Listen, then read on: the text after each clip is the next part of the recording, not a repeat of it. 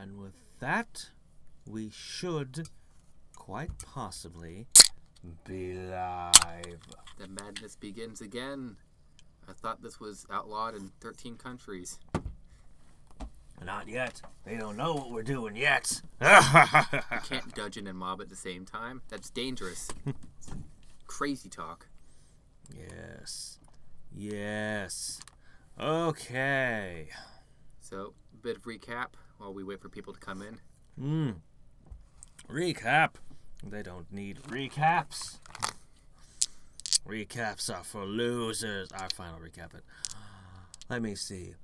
Last time on Dungeons and Mobs, you were all peaceful farmers when you experienced an unjust mass robbery of everything you held dear.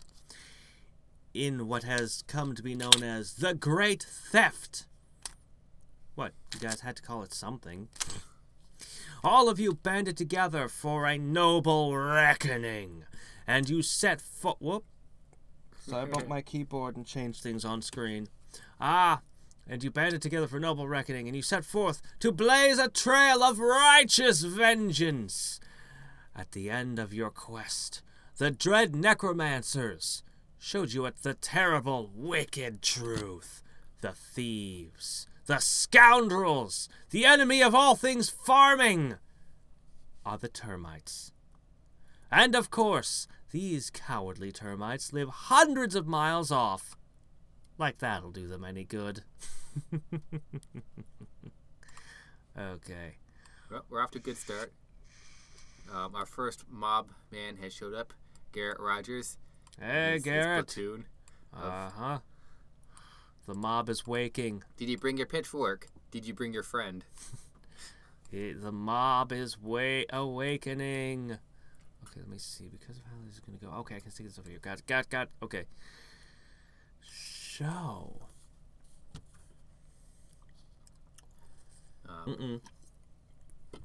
Oh, wait, no. There. All is right in the universe. And I have a whole new tube of dice. Ooh. Yes, new dice. There's a whole new tube of loaded dice. Watch out, guys. New dice equals new power.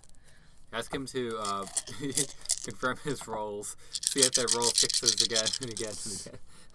Sixes? We use D20s around here. What are you talking about? Or, sorry, 20s. Nat 20s. Gets 4 nat 20s in a row. Starts getting suspicious. Well, let me see. 1 in 20 chance, 1 in 400 chance, 1 in 8,000 chance. Do I need to go further? 16,000? Yeah, I'd say pretty suspicious. Yeah. No, you play a lot of D&D, you learn exactly what the odds of rolling 20s are. You take basic significant and the odds for rolling 20s are as follows. Significantly less likely for you than the monsters. Always. Ones, on the other hand, they tend to come up a surprising number of times.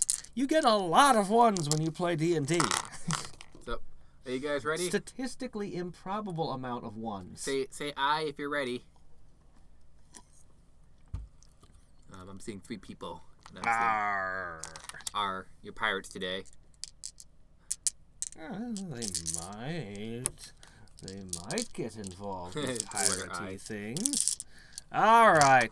We'll call it good, I guess. Let's go. All right, then we'll begin. The necromancers pull you aside and begin explaining your options. The journey to the Moundlands will be a long and dry one. It will take you through the Thirstlands. Hold on, we have a map, don't we? Yeah. Whoa! Okay, hold on. No. Okay. Sun Heartlands, Ruins of Labras. I didn't track the other things. Okay, so they will take you through the Thirstlands. It's a thirsty place. The good news is that no one ever really dies there. Those who enter are doomed to wander the wastes for all eternity, looking to suck the moisture from other trespassers. The worst news is that this was once a thriving kingdom, before their prince made a very poorly worded wish for everyone who lived there to become immortal. Well, technically they're immortal. Just not the good kind, I Oh, guess. it's not technically. They're definitely immortal. You definitely cannot kill them.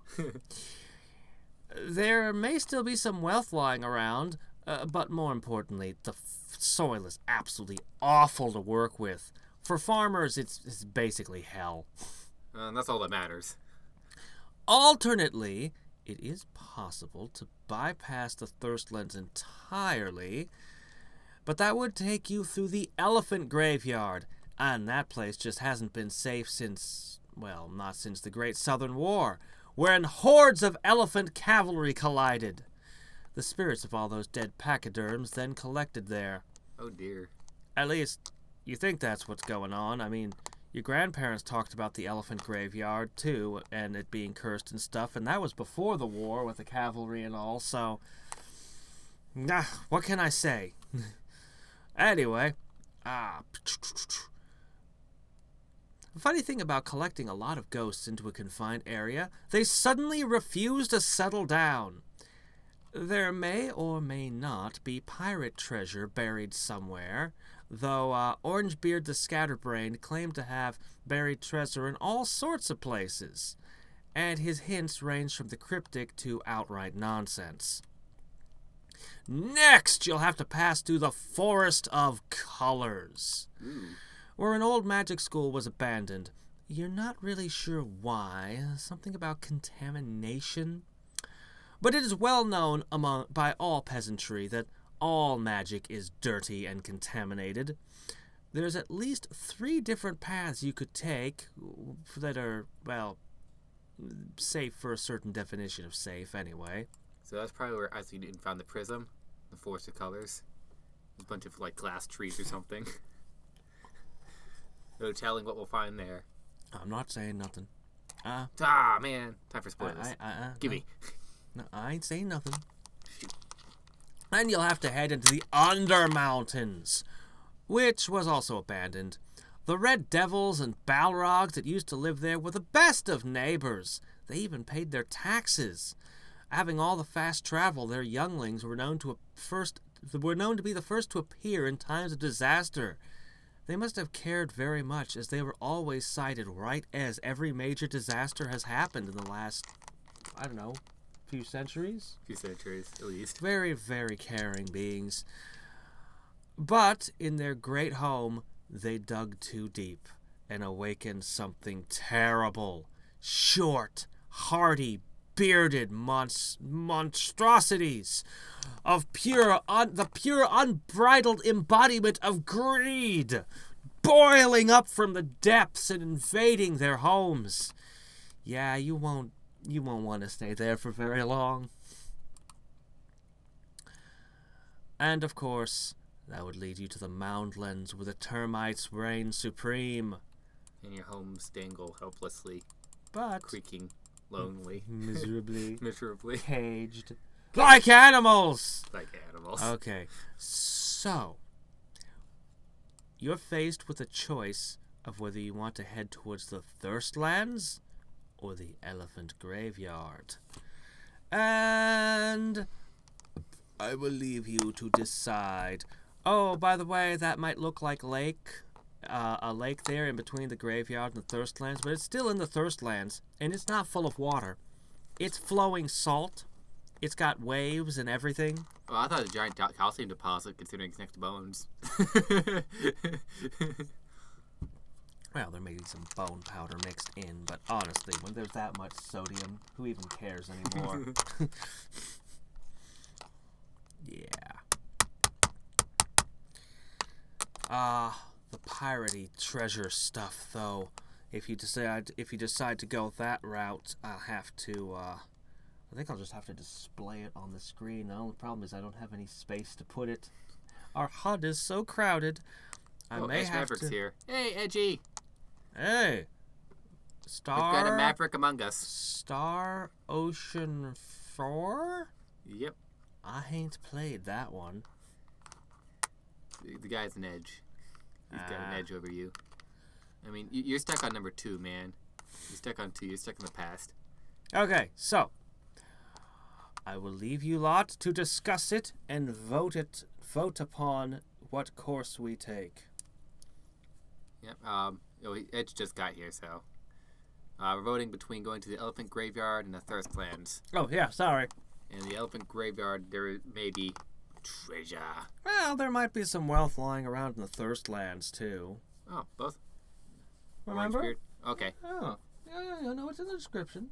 Okay. It's just that there are different kinds of challenges to get at, and the pirate one is a little more Feeling thirsty. crazy. Feeling mobby. Feeling thirsty. Yep. Edge, you have been nominated.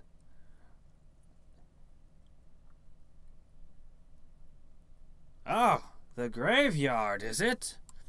The graveyard, is it? All right. Well, okay then.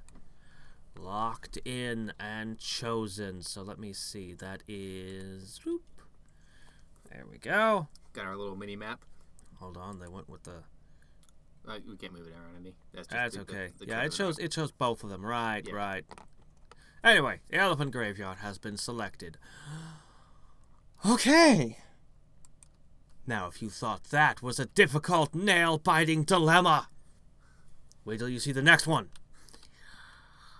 Now that they have explained the endeavor, the dread necromancers are surprisingly sympathetic to your cause.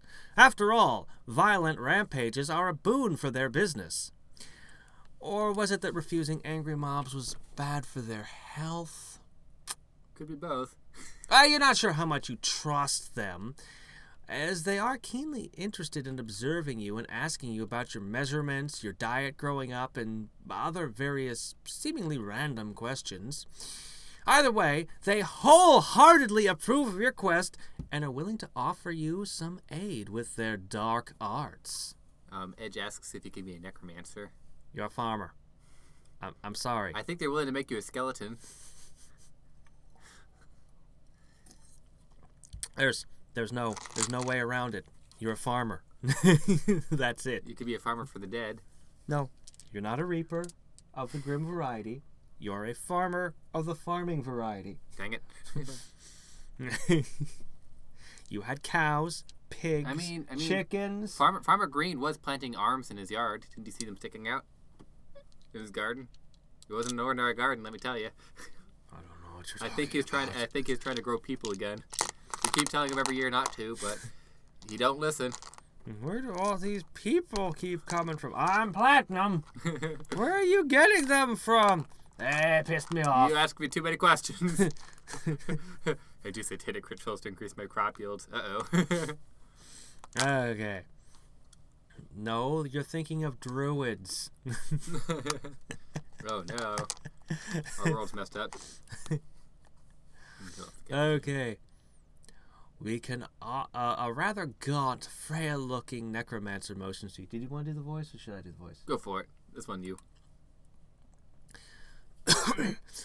We can offer you one of three boons for your quest. The first is our lifeless steeds. Down at the taxidermy, we have a variety of mounts that can prove quite useful. These aren't particularly fast, but they never tire. You could, say, work them to the bone. Terrible. Our second option, this deathless meat. It's this hunk of meat that never stops growing. We're not really sure what kind of meat it is, though, but after you eat it, you'll not be hungry again. Oh, man. I'll discuss later. Okay. Our final option is for you to carry our banner. The seal upon it is the seal of second life and will activate should any of you meet with misfortune. You will rise again as a zombie on your next turn. You'll be slow, but otherwise you'll be pretty much the same in looks, minds, and smell. Rather easy considering who you are and how allergic you are to bathing. As our great leader says, the only real difference between life and death is a heartbeat. Oh, and free will, if you count such things important. Yeah, good. He leaves. You now have a decision to make. There are 3 options, or, well, I mean, I suppose there's a 4th option. I mean, you could refuse to partake in their evil and burn them or something, you know. So, we have lifeless steeds here, mounts. We have, mounts that are undead. Food that never stops growing. Keeps coming back. Or Second life. Second life. You come back as a zombie if you die. You're bearing their flag. Yeah, you carry around the banner with you, and yeah, that's what you get. So, any takers? Any takers? Yes. What does a mob want? Mob, what is your rule? Oh, no. Let's burn them. We have 1 vote for burning them. Okay. Yep. Burn them! Burn them! They turned me into a newt! They're necromancers! We couldn't have turned you They into a turned newt. me into a skeleton! Oh, 2 votes. Burn I them. got better! 3! Oh! Oh, man. Oh, we left them up. Okay! No meat, no zombies. No. They don't have to sign any Faustian bargains.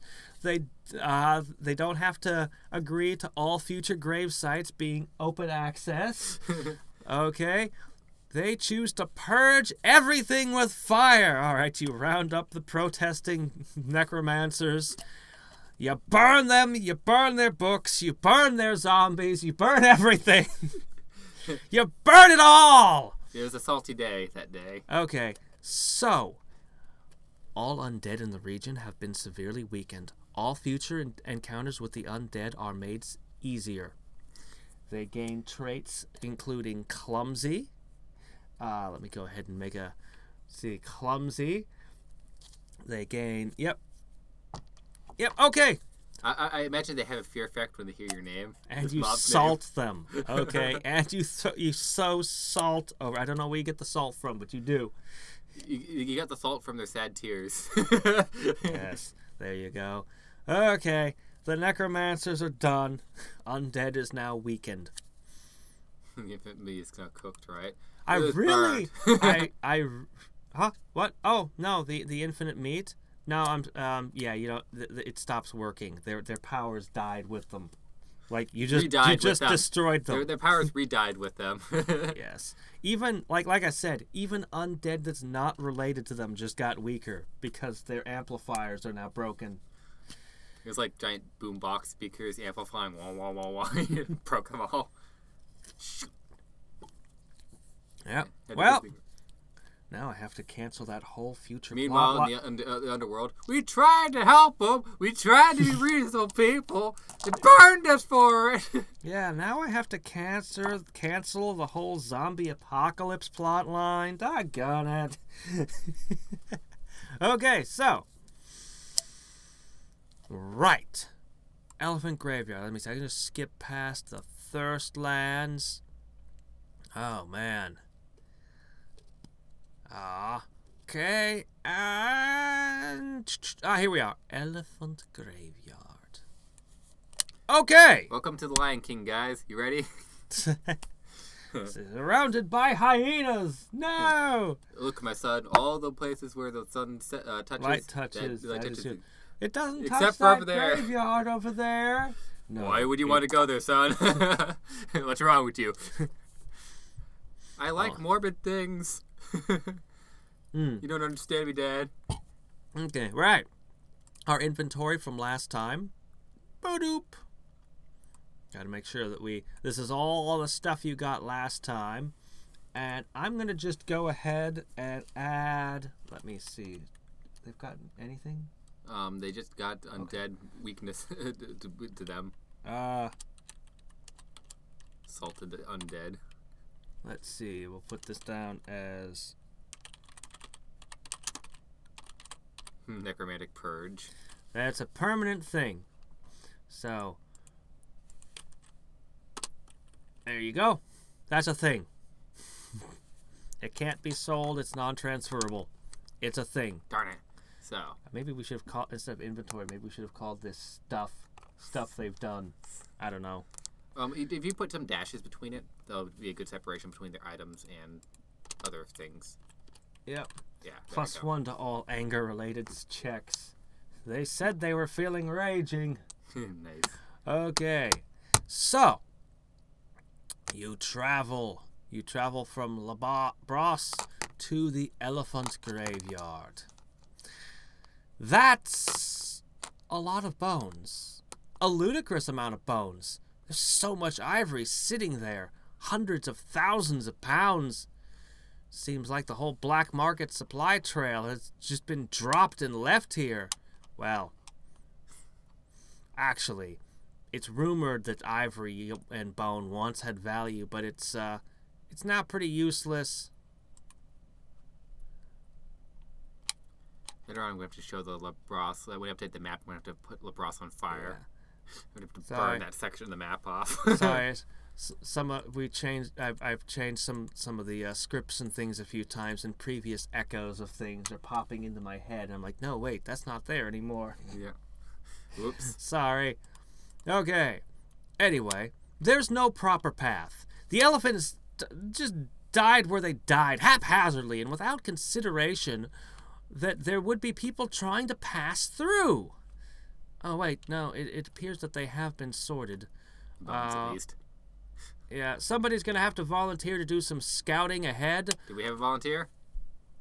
But I have something very important that I must relate. We have a riddle. So feel free to volunteer yourself while we read the riddle. I need to display this riddle, but I think I might just do it in chat. Oh. Shoot, why not? Go for it. It's a window. It's right in the middle of the screen. Seems like a perfect place to display it. Okay. Madness. So, you heard this from the story man quite a while ago. It is Orangebeard the Soft Brain's treasure riddle. Okay, specifically the Elephant Graveyard edition. Are you ready? Okay. Boop. Oops. Oh no. Spelling error. No. Well, that's what I get for not having a spell check on my anything. Look at that. I made so many He was soft brain. He couldn't spell. This pirate had bad spelling. We'll just leave it at that. Oops. Oh, that's a regular size eye.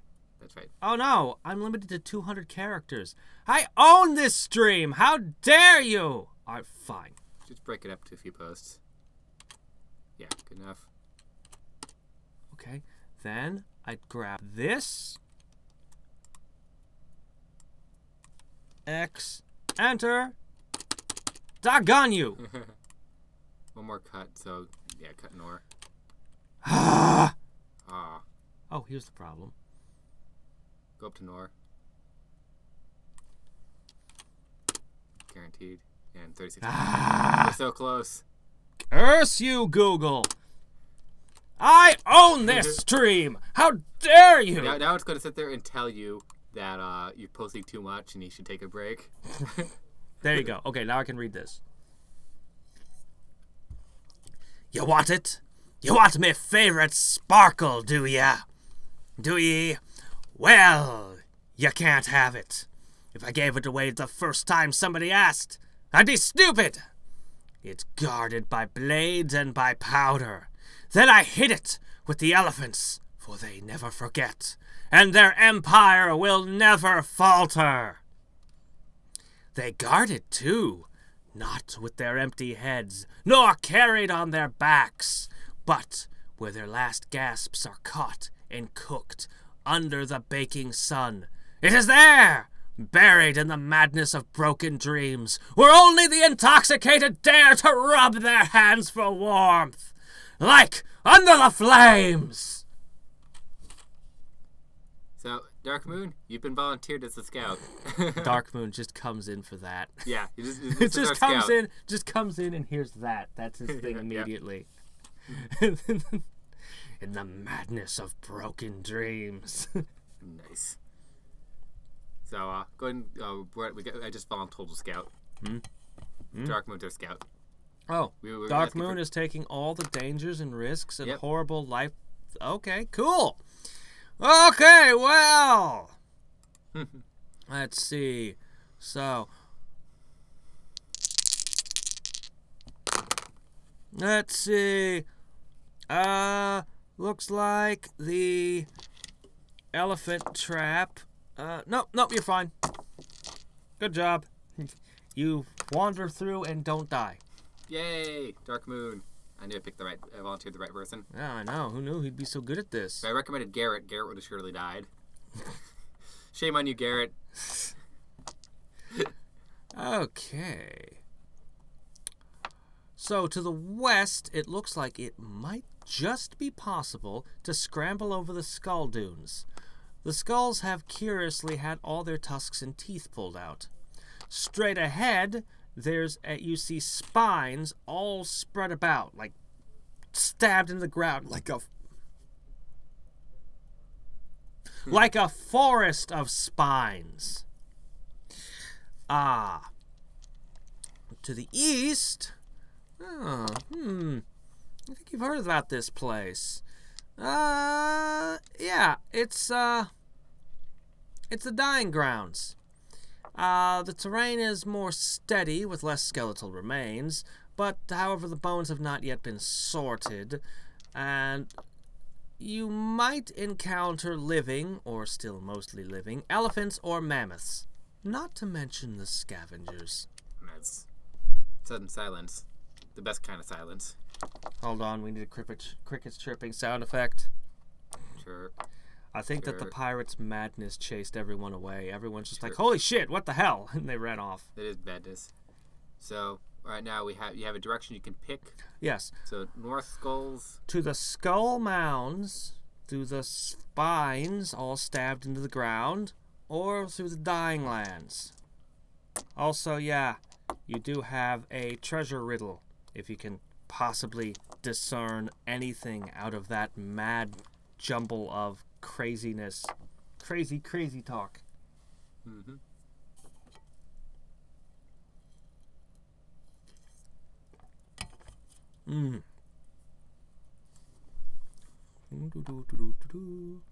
My favorite sparkle. Yeah.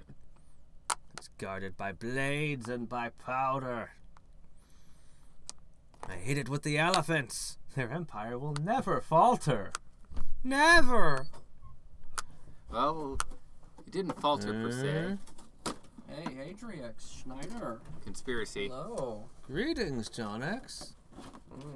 Pizza guy. I don't have pizza for you today, but I do have a fair selection of Danishes. Here, just take the whole thing. What, the whole thing? Yeah. Holy Hi, crap. everyone. Hi, Internet. Greetings. Goodbye, Finland. All right, Or wherever the Danishes come from. I figured I'd stop by and say hi, though, and drop you off a little Puns. present here. Cool, thanks. And I probably skipped my Awesome. pun anyways. I don't care. Puns. We were giving Danishes. Is Dane in Finland or is that England? I forget where Dane is. The Danish folk are. Put that.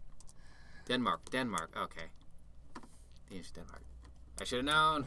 My geography skills have failed me. Geography? What's that? Any new comments? Huh? What? Oh, sudden interruption. Yep. Interjection. Well, I mean, okay. Well, you guys are gonna have to make a decision. I ain't gonna move until you guys tell me where you're going. North, east, west. Yes. So west Yes, is yeah. skulls, north is spines, and east is unsorted. Well, Dying Lands is where Dying the Lands. fresh elephants arrive. New arrivals. New arrivals always come The to the mob is Dying deliberating Lands. very hard. As they all just kind of stare at each other, daring each other to make the first move. These all look like bad options. Just bones all around. Why didn't we go to the Thirstlands? At least then we would be thirsty. Wait a minute.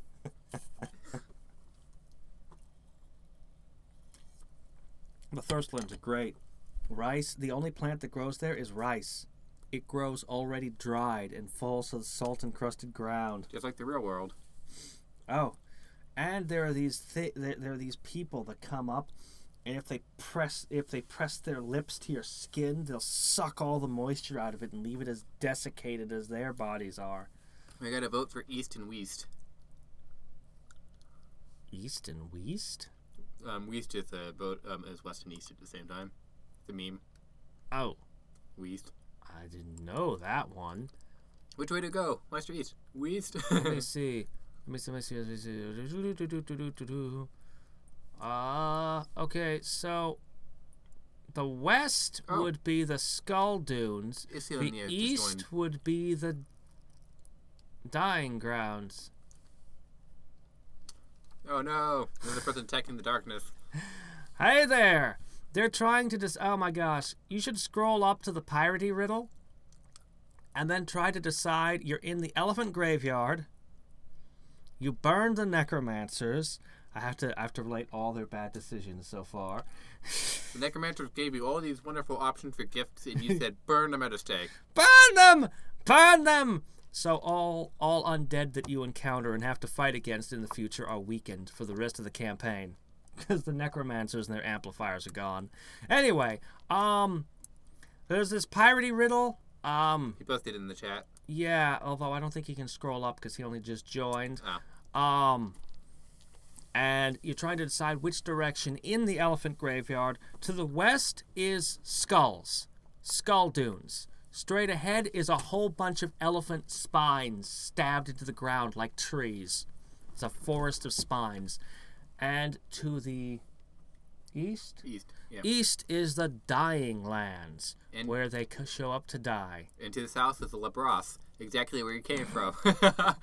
Turn back south. Turn back south. We're done. We're done. You know what? House isn't worth it. Mob isn't worth it. We're going home.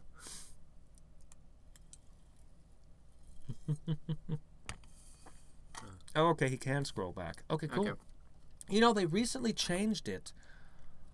Very recently, YouTube said that now, when you stream, it also archives the chat. I saw that, because Twitch does that. Twitch has done that for a long time. Well, it's actually interesting because it lets me... I no longer have to display chat on screen. I potentially have more space now in my streams, but I haven't done anything with it because they just changed it, and I've been so busy working on things like this. Yeah, but this one it doesn't matter because the chat is the stream. The chat Your is madness the stream. is documented forever. Anyway, as I said, we're not moving until somebody tells me where you're moving to. Or just camp on the spot. Okay, so they're camping among the skulls. No, they're not with the skulls. They're camping on the edge of the graveyard. The graveyard. All these bones, they're like, we could climb this. Oh, we could go camping. Just seeing all these dead bodies all around me just makes me want to sleep. Oh, this place is haunted and cursed, and let's spend the night. Not spooky at all. Hopefully you guys brought food. When's the last time you resupplied on food? Please don't tell me the necromancers. That might have been a good idea. This time I'm not part of the mob, so I have no hand in this. Okay. Pun intended. You spend the night. You awaken to a glorious morning amid the bones. The smell of sulfur, the smell of death. Well, not as much. I mean, a little carried on the wind from the Dying Lands. And there's brownish grass growing everywhere. Everything's kind of gray and muted. There are vultures. This place is gross. There are lots of vultures. I suppose you could try to catch and eat some of those. Yay. I love the smell of death in the morning. Okay. Pick up some rocks and start throwing them at birds. I don't know. Do we vote for them? No, I'm the DM. I cannot. I shouldn't pick directions for them. They have a freaking riddle to figure out. I know the answer. I would be cheating. You maintain your composure. I just get to tempt you. I get to go, wouldn't it be nice? Wouldn't it be easy? It's just a few words from you. I could and roll the stream dice. rolls smoothly. Yes, you could roll die. He picks death. Interpret that for me. What is death in this place? Oh, I think death is a metaphor. Great. So skulls, do those represent death? Do spines represent death? The dying lands where things die, that could be death. That could be death. And we have a vote for the most dangerous direction. Did we specify which one was the most dangerous? Not really. They don't know. You got like your scouts just ahead. like, which one? Which one's more deadly? Skulls, spines, unsorted, with people dying. I can't tell. Oh, I mean, a dying elephant could be quite dangerous, I suppose. It's certainly a very unhappy elephant. Good talk, guys. Good talk. And, you know, there's also the occasional mammoth and dragon elephant and, you know, other thing. Plus there's scavengers.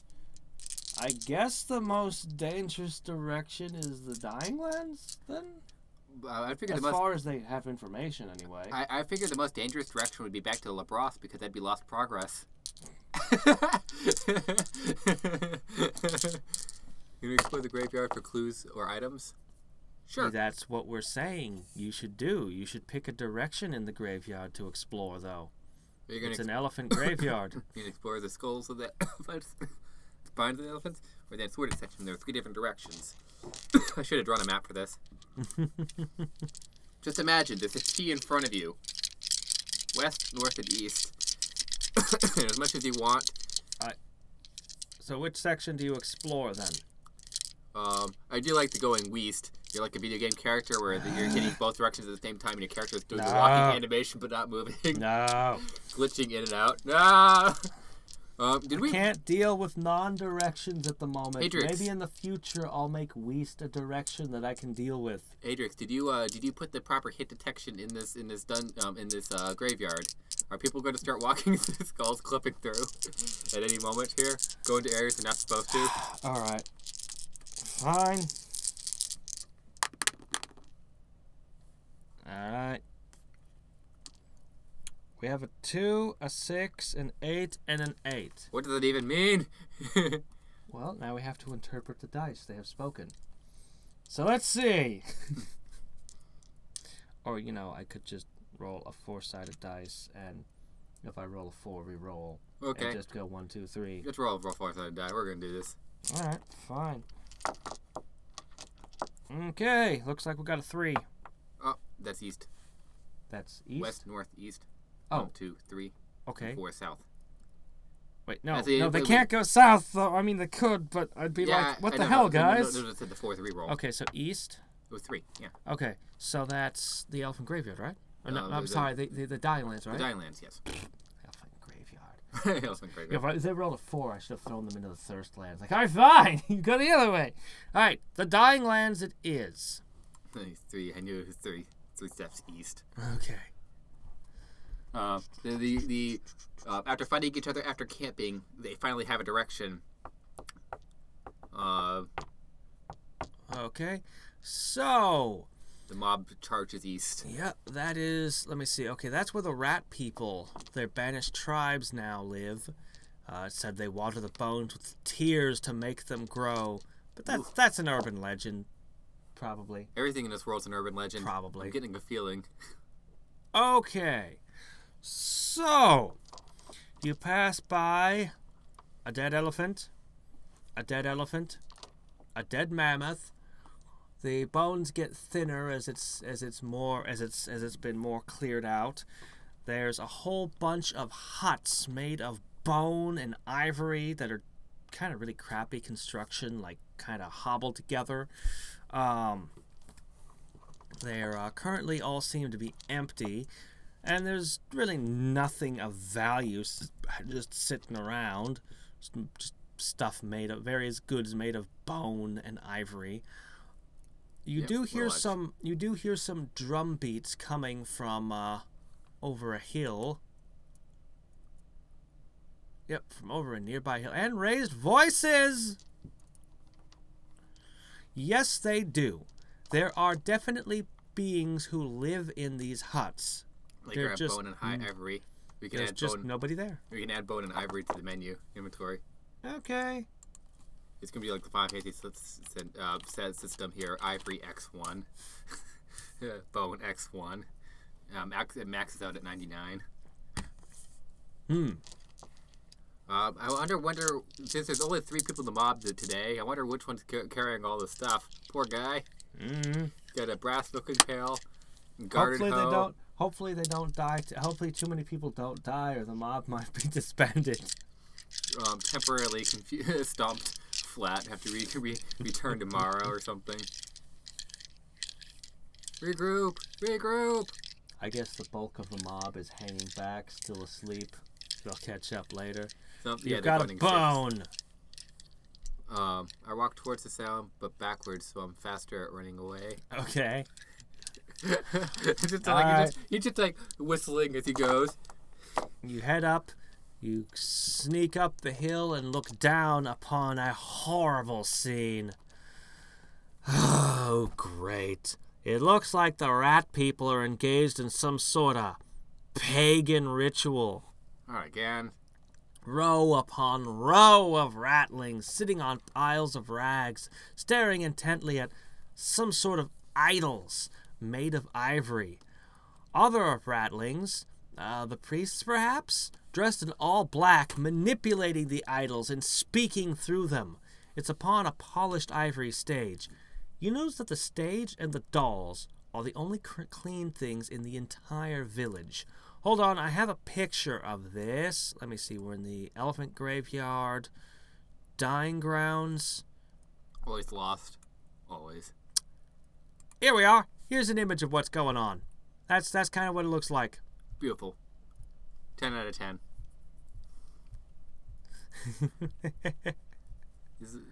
So Edge is asking if he's 3 dudes or 1 person. You know what? It's gonna be 3x again. Each person is 3. The mob's 9. Mm-hmm. That's an image of you, Hadriex. Oh no. I thought it was like How did they know that I cobbler elf mixed with Thomas the Tank Engine. How did they know? Okay.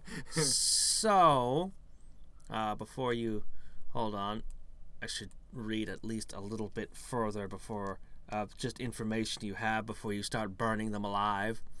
Let's see. The baleful proclamations of their dread idols. Okay. So let's see. There we go. I don't remember that rule. I'm sure I wouldn't have signed anything like that. You think that this idol is probably supposed to represent the Hearth Goblin. So we'll just use this to depict him. It didn't. Oh wait, hold on. Here we are. It didn't. It should be on the side, just facing him. It didn't have to be written into the cords. It's always forbidden for mortals to be here in the land of the gods. It's forbidden on pain of death. This is definitely an idol of Mavanna, the goddess of dyslexia. Let's see. Boof. Yep, that's definitely them talking. A small ratling in the audience asks, "Mother, what's an accord?" "Hush, honey." The rat on stage begins waving the idol of the Hearth Goblin and speaking.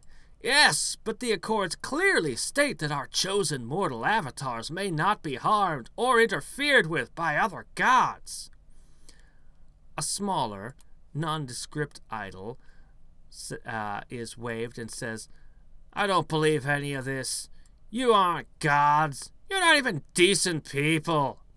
The audience begin cheering loudly. "You tell 'em, Peg!" one of the rat people shouts. Peg. I know I have... Here it is. Peg the arrogant. Another idol. You think this one is probably supposed to represent one of the hungers. You're not sure which one. "This is rubbish! I'll smite this mortal myself!"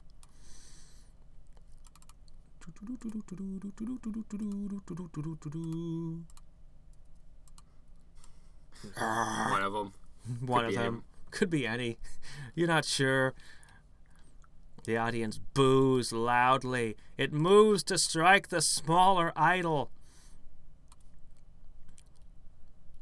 But the hearth goblin snickers, and this makes the hunger hesitate. After a moment, it asks, what was the penalty for interfering with an avatar again? Mavanna replies, forfeiture of 2 domains, and your victim's patron may choose any of your temples to desecrate in any way he or she chooses. The hearth goblin's giggling grows louder and more manic. The hunger moves away from the smaller idol. The smaller idol says, tyrants have always some slight shade of virtue. They always support the laws before destroying them. The audience begins to laugh. The hunger begins to tremble, probably in rage. After a few moments, he moves closer to Peg. Hey, tell you what. I don't have an avatar right now. How about you switch religions? I'll set you up with, what is it you mortals like? Mortal females! Yes, female mortals. They'll be fit, oily, mature, squiggly, and all those other things you like. Peg's idol leans forward, and the priest places his fingertips on his temples. You seem to have a fundamental misunderstanding. I didn't choose him. He chose me. By which I mean, this is more of an abduction. I didn't volunteer. I was voluntold. Besides, I don't believe in women either. Whatever that means. The hearth goblin slips forward. There's nothing in the Accords that our chosen avatars need be willing. Even if he chose to worship you, he'd still be my chosen avatar. The little one moves as if making an aside to the hearth goblin. You know, the secret of being boring is to tell everything. Wait, hold on. You know this story. The storyman used to tell it sometimes, though he used paper dolls on sticks. It's the tale of why the gods stopped using avatars. And that little idol, Peg the Arrogant, is said to be immovable in all respects. Okay, now, guys, you may choose what you wish to do. Yeah, so, this is just something we made up. Spur moment. Where can I find this game? Googling Dungeons and Mobs is rough. It brings up fake links to every game. I created this game. This is my game. This is... what's so confusing? The gods had an accord. They had rules about avatars, and no other god is allowed to touch the avatar that's chosen. So one of them, the Hearth Goblin, brought his avatar to the world of the gods. But the other gods aren't allowed to touch it because it's his avatar, or it breaks the accords. And this guy's just being an ass. And everyone hates him. Except the rat people in the audience seem to adore him. Maybe it's only the various deities of the pantheon that hate him. Hard to say, really. Well, the rat person, well, I guess they're supporting their brother up in the pantheon, going, oh, yeah, he represents us. He's our hero, Peg.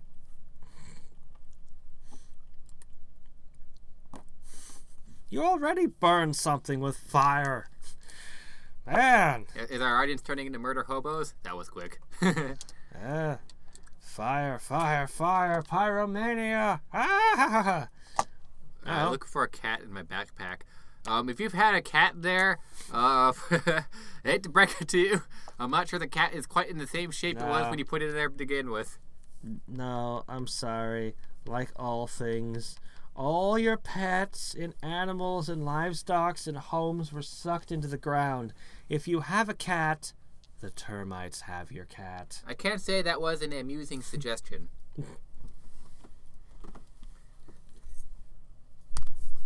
There's the Avatar and Airbender. Well, Peg wasn't an airbender. Somebody's might have been. He was a mind bender, that's for sure.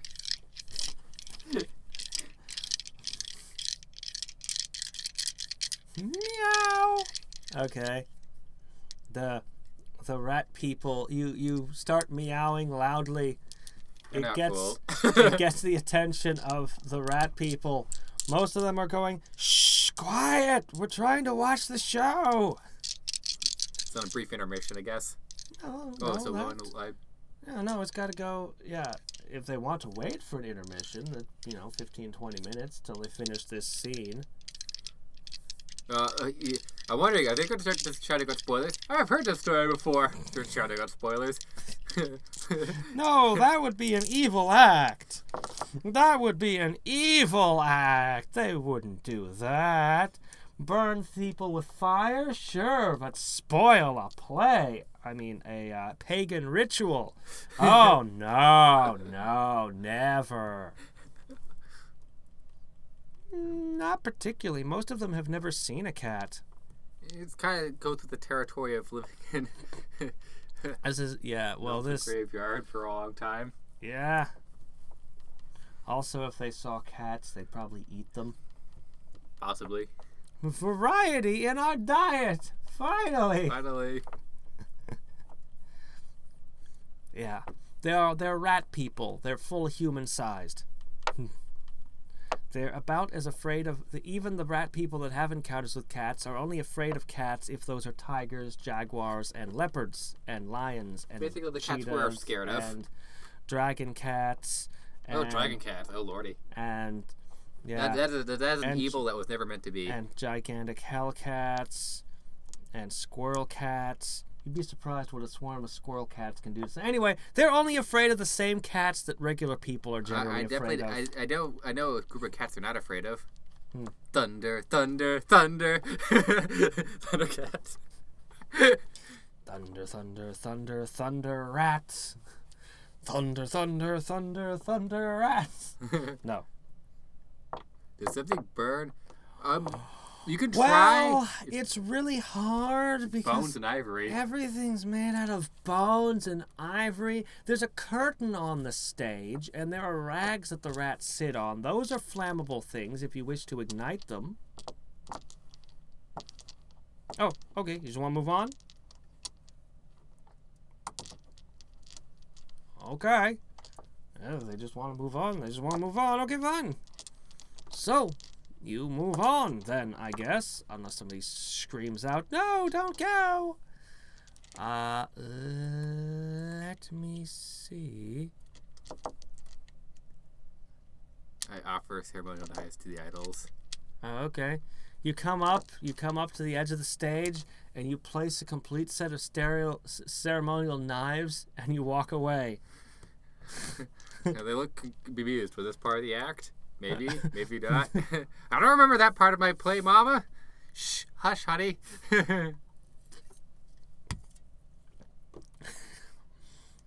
Humans, they're weird.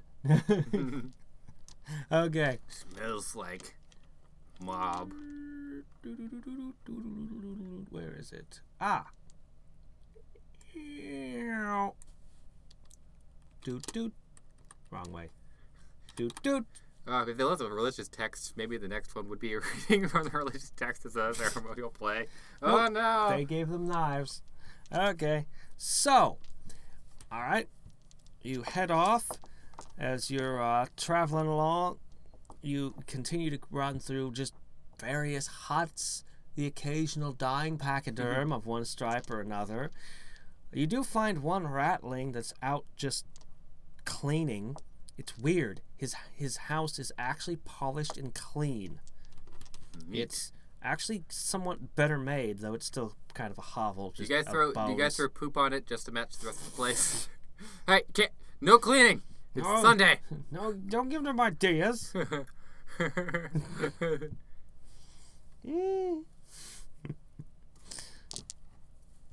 There's always more stuff in the world. No worries. The guy carrying all the gear in his bag's like, thank goodness, that knife was weighing me down. Let me tell you. It was like a whole 3 pounds over limit. I was overweight. Okay. So you come up to him and you just declare, You're mine now! Get in my bag. I wasn't doing anything this week anyways, I guess. Your bag does look... You got food in there? What? Yeah, the ratling's like, What? Why? Who are you? What's going on? I Yeah. So I have to... Every other week I get an offer like that, and I know better. My cousin did that one time. Haven't seen him since.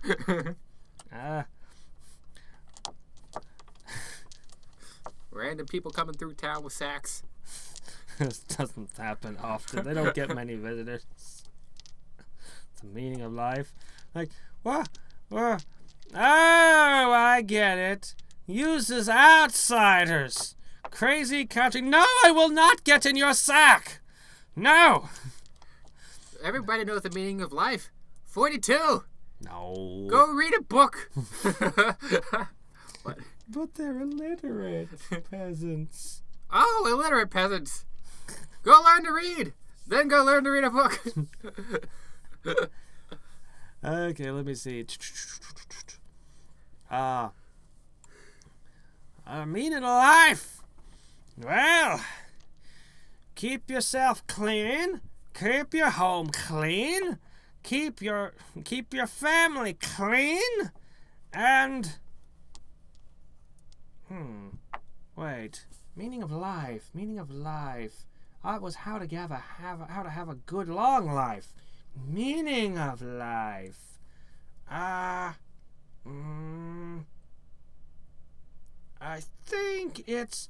Oh, yes! He seems to have an epiphany. And just as he's starting to say what the meaning of life is, Edge Maverick begins hitting him over the head and stuffing him in a large sack. Hey!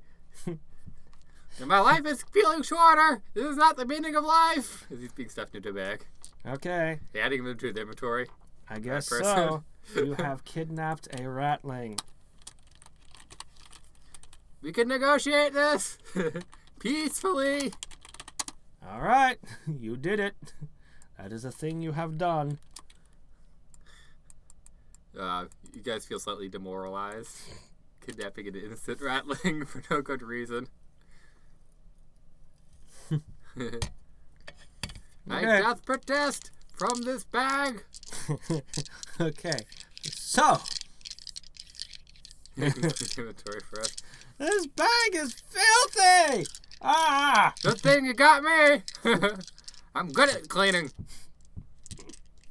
Don't ask me what I do with the filth, because not even I know. Okay. Alright, well. So. Oh, sorry, those are my dice. I'm rolling them about. His nervous habit begins. He wants to roll the dice. Sorry.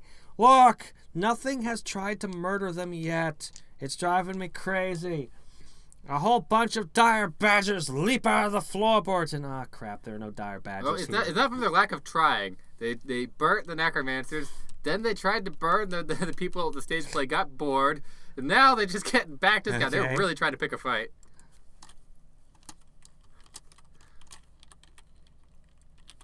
You have named him Saspinar. That's not my name! Well, I guess it is now. What you gonna do?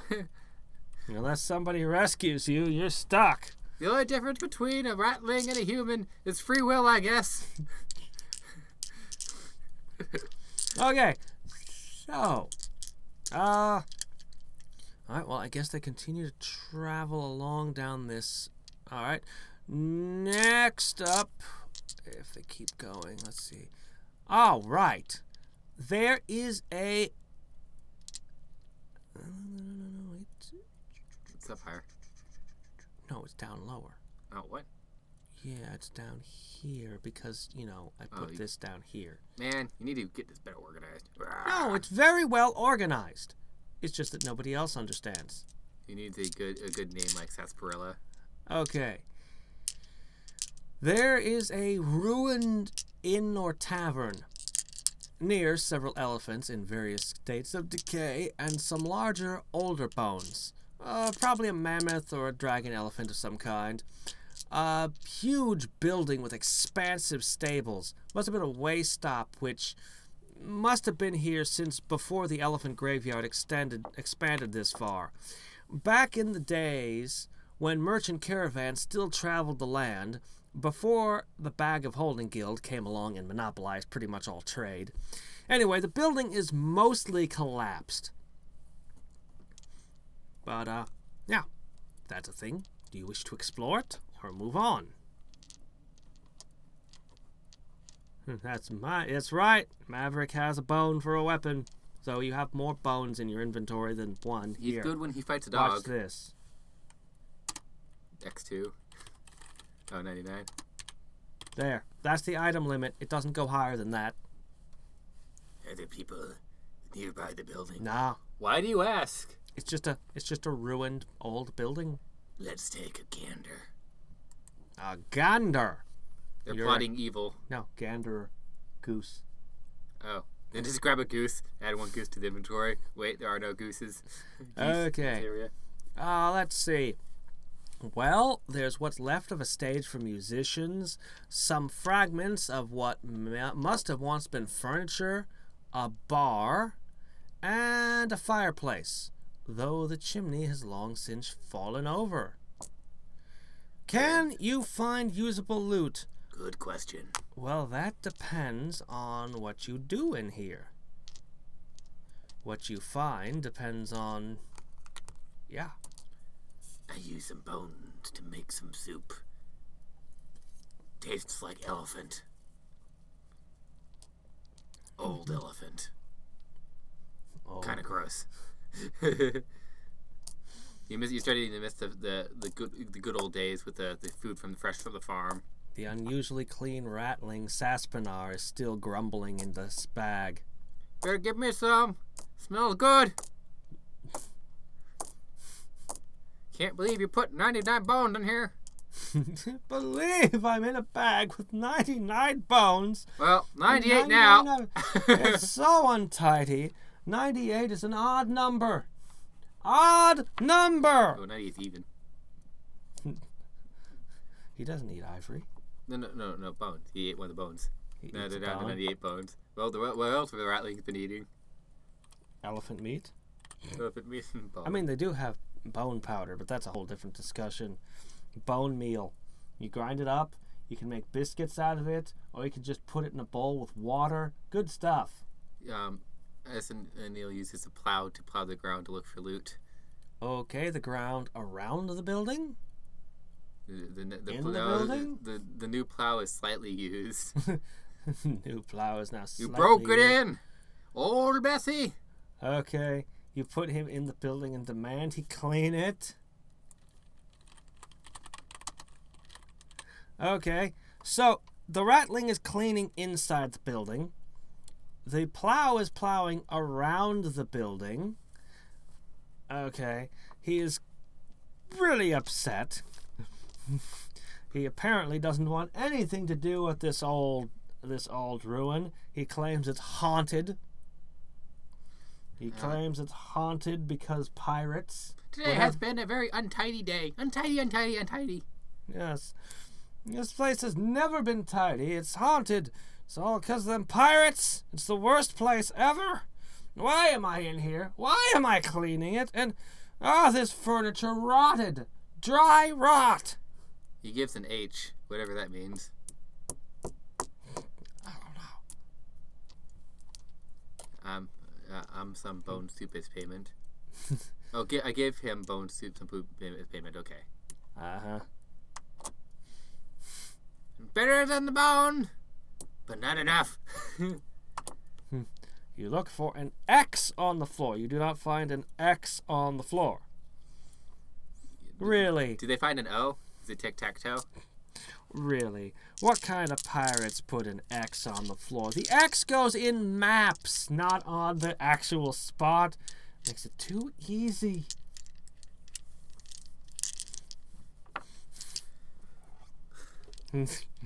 No such luck. I described the building, so even after being cleaned, you're still looking at a small stage for musicians, let's see, a bar, a fireplace. Most of the rest of it's collapsed in. Like you're still able to get into a couple of the old bedrooms. Where you can't get in, it's surprisingly clean. That rattling is unusually clean. You do not have a treasure map. You have a treasure riddle.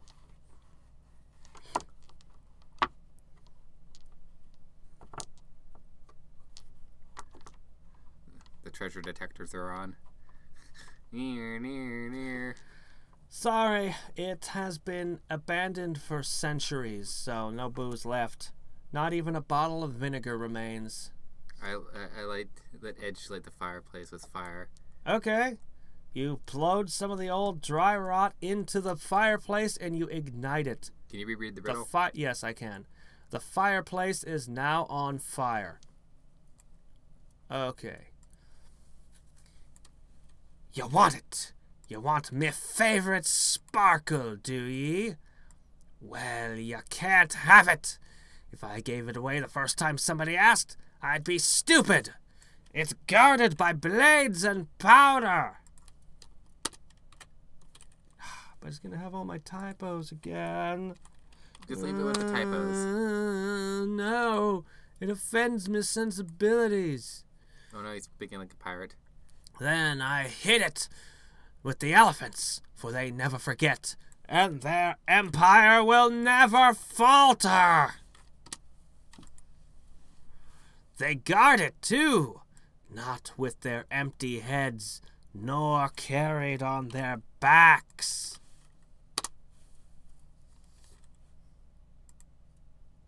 But where the last gaps are caught and cooked under the burning sun,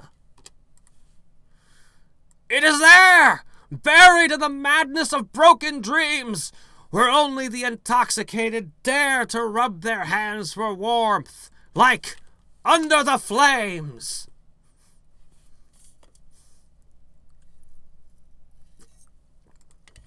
That's your whittle. Whittle? You did the Bugs Yes. Bunny talk.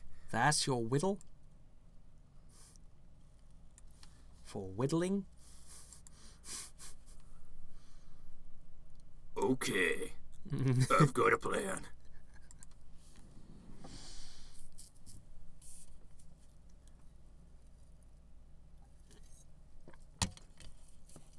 It's under the fireplace. Okay. The fireplace is on fire! You begin digging. Let me see, you have... Suddenly they realize, like, it's under the fireplace, dig, hurry! You're gonna burn it! You have a slightly used plow and a garden hoe, so I guess you're able to dig. You have a milking pail to put the dirt in and throw it out. And you even have an unusually clean rattling to take care of the carrying the dirt for you. At least one person in the mob took fire damage for touching the hot coals. Okay, let's see. All right. Actually, yes, under the fireplace, you find a big old treasure chest. It's like big old chest. You have to heave it up out of that hole. It's quite heavy. And it's full of pirate weapons. Cutlasses, black powder pistols that take 5 rounds to load and have to be fired using a match, a couple small kegs of powder and a bag of primer, and a couple 100 iron balls, and some of those cool matches you've always wanted. They've got a glass bulb full of some kind of alchemical stuff, and you pinch it and it ignites. It's so cool! There's also a bit of rolled up parchment. It's covered in those offensive squiggles, writing as them fancy folk call it. Then there's me favorite sparkle. It truly is breathtaking as the sunlight hits it. You can't help but be drawn to gaze at it. Here, let me add it to your loot. Let's see. Me favorite sparkle. Weird things have never been easier. Let's see. Cutlass times 30. Pistol times 30. You donate the chest to the orphans. Kegs of black powder times 2. Bag of primer. Parchment covered in squiggles. Matches times 10. And finally, horrible death trap times 1. Wait a minute. Oh yeah! I probably should have mentioned that sooner. There's a horrible death trap. 3 mob people are wearing, dancing with swords. That's less of a thing that you get and more of a thing that explodes. Who's your favorite Sparkle Twilight? Oh no! Okay, so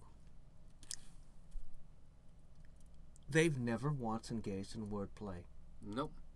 They've never once had one congeal out of the air. I have to explain one of the game mechanics. I have to explain the magic system and how it works. I use the magic of friendship to disarm the trap. Theoretically, the magic of friendship is possible with this system, if you can figure out a way to pull it off. Theoretically. I don't know how you do it, though. Okay. The magic system of your world that you have... Well, one of the magic systems. I mean, there's also wizards, and who knows what the hell they do. But the magic system that you're capable of interacting with as peasants. There are words that are so intense that even the illiterate can read them, just know their meaning by looking at them. They're not like normal writing. They're more like congealed shapes that have meanings. If you destroy a one of these wish words, as they're called, or true words, whatever it says will become material. Generally, this is done by forming sentences and burning them. So, you might say, I want 1,000 gold, and burn that, and 1,000 gold will probably fall on your head and crush you. I don't know. Depends. They're literal. They're very literal, but you have to be very specific. You know, they're dangerous. Anyway, so if you engage in wordplay, wish words may congeal out of the air. One of the words you used in your pun or whatever may form. Double entendre, alliteration. Yeah, any It's just wordplay. wordplay. Nobody really knows why.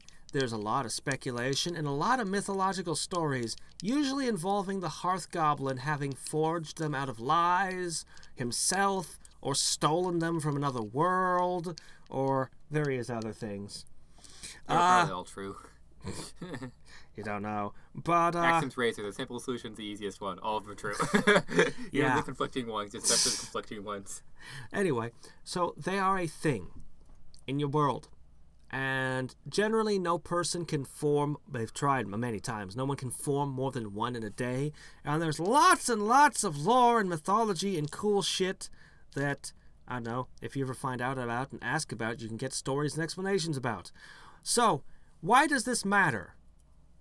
Because the trap is a series of wish words that have been covered in primer, and one of the matches was rigged to ignite. The words are already on fire, and they read, "Burn all the scallywags what gaze upon me favorite sparkle." You have only an instant to react. What do you do? Well, one person's picking up the chest trying to donate to orphans. Apparently there's orphans in the room. This is a really untimely moment for orphans to show up. Hello, orphans! We got this chest just for you. It might be slightly explosive. Well, it doesn't really matter what happens to the chest, because it says, all who gaze upon me favorite sparkle. Yep. You could be on the other side of the planet from the chest. He pees on the fire. There's no fire yet. It's about to explode. No, it's on fire. Oh, is that It's not going to it does not going to explode. It says, Are you sure burn. you want to burn that part of your body? Okay. Just saying. That sounds like an unwise idea. All right. You piss. Which word do you piss on? The words are... Hold on. The exclamation point. Believe it or not, punctuation can form as wish words. You can end up with just an exclamation point or a question mark. It's important because it further contextualizes the sentence. Sometimes punctuation is the difference between slaying your enemies and making them 1,000 times larger and more powerful. Sometimes you need a comma, an Oxford comma. Or the rare... Sparkle! semicolon. You choose sparkle! Okay. So, you managed to put out the word sparkle. So the words that burn are, burn all the scallywags what gaze upon me favorite.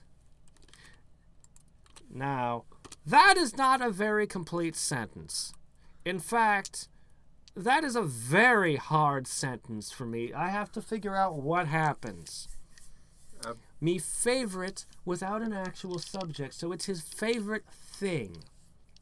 Well, his favorite thing was actually his third wife, and her bones are, well, at the bottom of the sea, and he died a couple 100 years ago at least, so a bunch of fish suddenly burn. A lot of fish. All over the sea.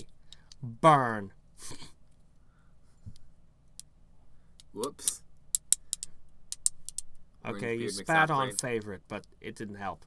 So, you now have the wish word sparkle. 1 second. Oops. It's been slightly peed on. Well, it's been pissed on, but, yeah. You know. What's wrong with that? Okay, so you have... No, not SpongeBob.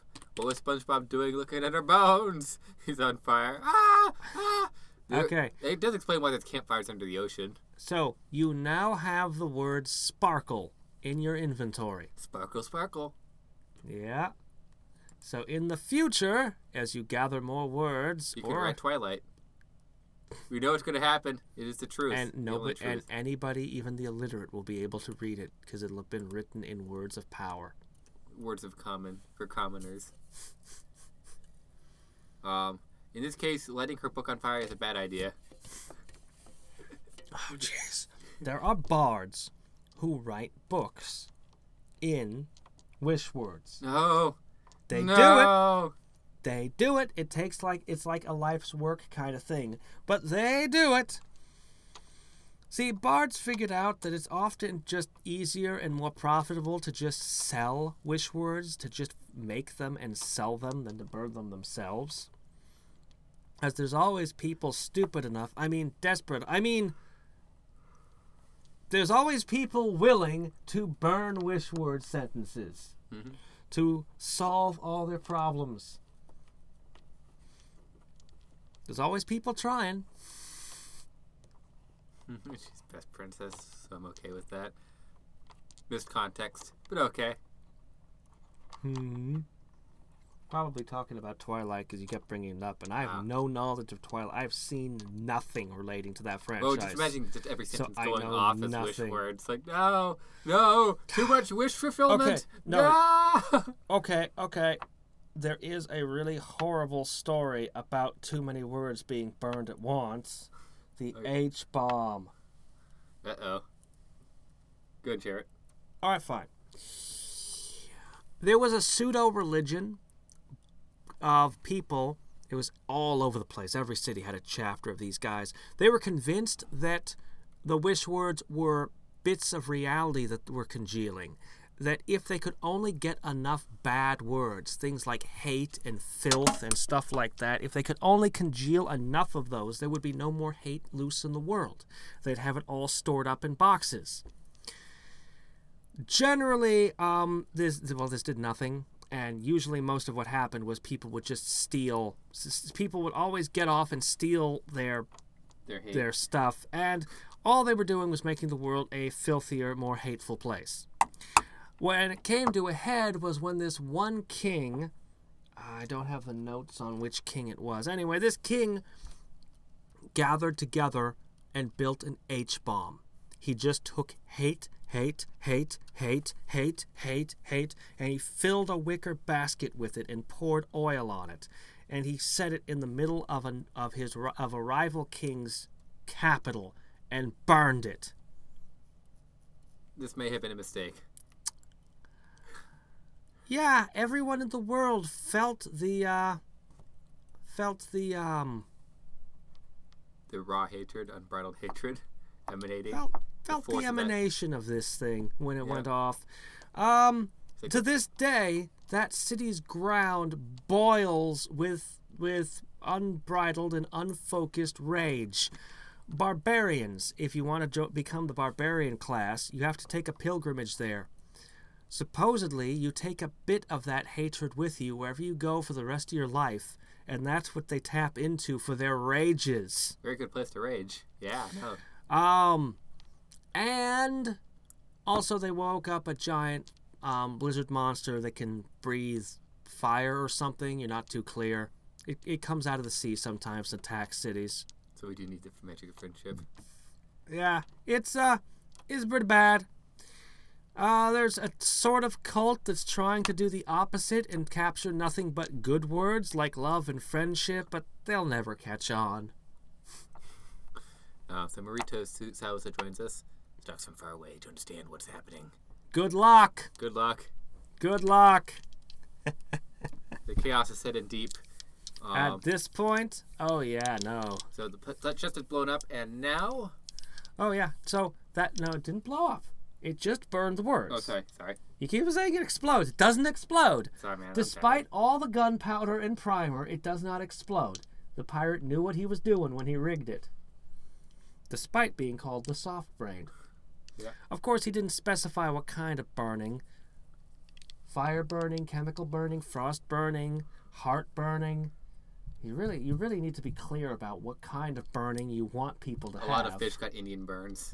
Yeah. So burns. the fish had lots of creative burning for the fish. Some burned with passion, some burnt no. But hey, yes, and for a fish that's really confusing. But it didn't all burn up you guys. So you now have all this stuff and a wish word. Yeah. Now what? I don't know, man. Friendship shoots rainbows. Oh. The mob's going crazy again. Oh, yeah. What does the sparkle look like? Hold on. It's just a word on parchment. No. Oh, you mean me favorite sparkle, or you mean the wish word?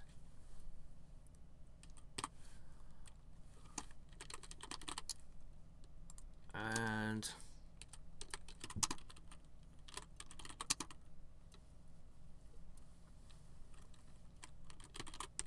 there we go. The item. Ah! It's my favorite sparkle. It's beautiful. It catches the sun. What? That's all the description you're going to get. Be satisfied with it. Okay. It's my favorite sparkle. It defies words. Words cannot capture it. Probably because it was created by wish words that included cannot be described with words. Oh. And beautiful. I thought you were just trying to say that that it would be... This world, by the way, as if you haven't guessed already, there's a lot of wishes that have gone off in this world. It's a very wishful world. It's, yeah.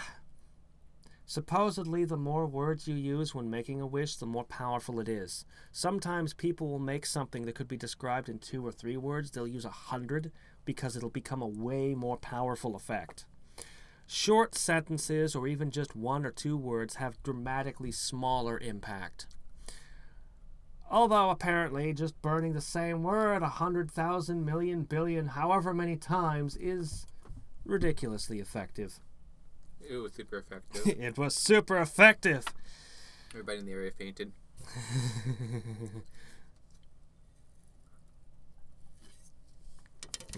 Figuratively. Sorry. It could have sun, like literally. Yes. Is very sparkly.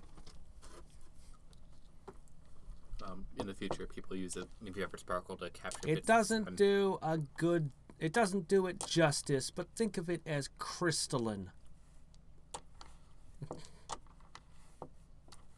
You just did it an injustice. I just gave you a technique. Make puns and wordplay, and you might randomly coalesce words of power. What more technique do you need? Alright, so... Oh, right. Right.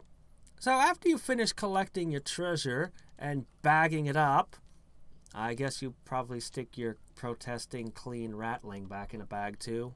I know. Again. He'll probably run off if you give him a moment to chance. Yes.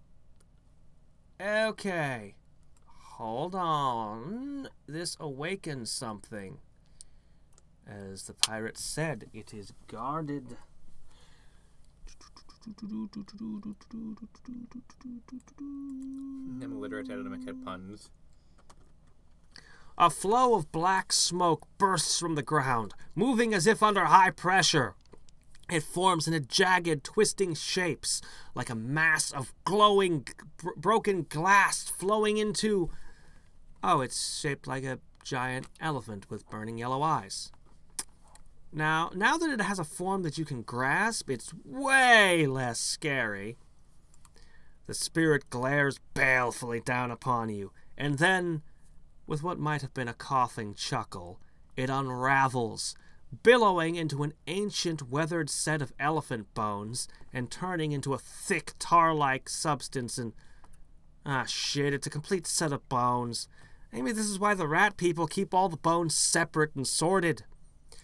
As the black tar takes the form of muscle and sinew throughout the body, the empty sockets take on a hungry yellow glow. And that would be... Boris the Unstoppable? What? I'm just making stuff up. I don't know. Boop!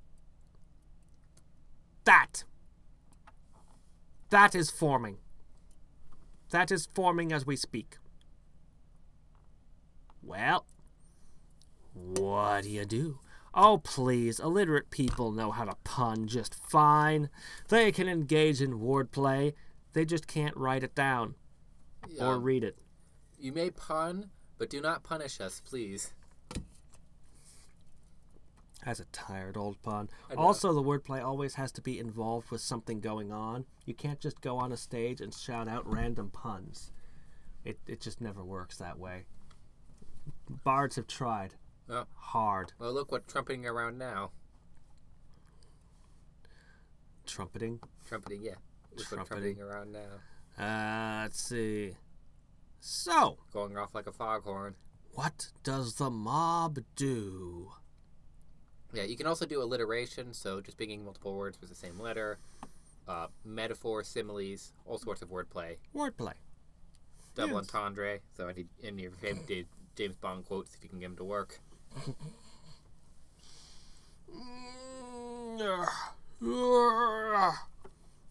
He did it. Yes. With my favorite sparkle in one hand, you point at Edge. He did it! Him! All him! Him! 100%. All him. That's just his doing. Mostly him. I didn't help. Okay. It continues to form together. Now its form is 90% complete. It unsteadily and wobbly steps towards you. It does have the clumsy trait, because it does qualify as undead, even though it's a vengeful spirit. So, you know, it is affected by the fact you burn the necromancers. You squeak like a mouse. Unfortunately, it better be a ghost mouse. Well, you do have a mouse person in your bag. Why are you even squeaking like a rat person? Why are you squeaking like a mouse? You got one. Hey, you! Squeak! Squeak louder! But I'm a cleaner. I don't... That's a giant ghost elephant. Elephants aren't... elephants aren't actually scared of mice. I can't remember. I think it was that elephants were actually careful not to step on mice. Yeah. They don't. skirt around. They're careful not to step on living creatures, unless they're angry. Then they step on everything. There are stories of rogue elephants that are frankly terrifying. Don't piss an elephant off. It never forgets. The never forgets thing, the whole story of never forgets relates to, you pissed off an elephant. It didn't forget. Oh my gosh. It'll destroy your town. They have destroyed entire villages. Yes, they have. And then they come back the following month and destroy it again. Yeah. They never forget. Never. Freaking elephants, man. Never.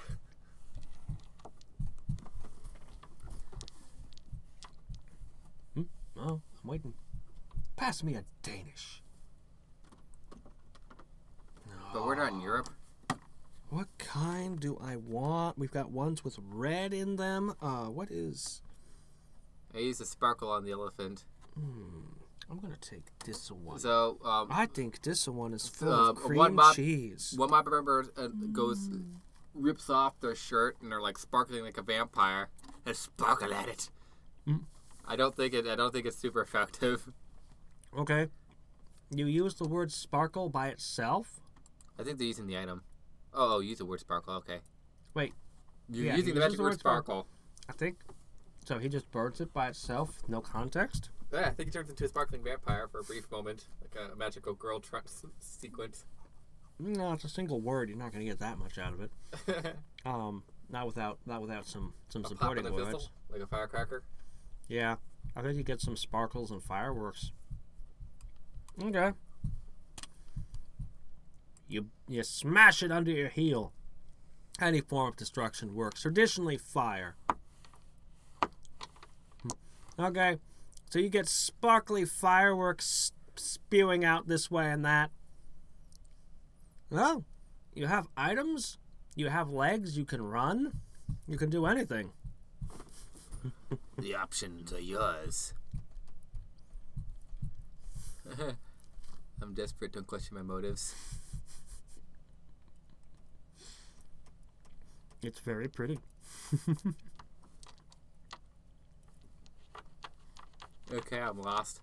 We're being attacked by a ghost elephant. What do we do? By a ghost elephant inhabiting a skeleton. It's, okay, it finishes forming, and it begins tromping towards you. Murder in its eyes. Well, actually, murder's mostly in its You're hearing trunk. songs from the Jungle Book as it comes closer. You try to wield 30 cutlasses at once. There's only 3 of you. Actually, 9 of you.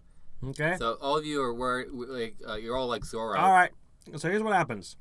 Edge Maverick runs up, throws a rag or something flammable on it, lights his match.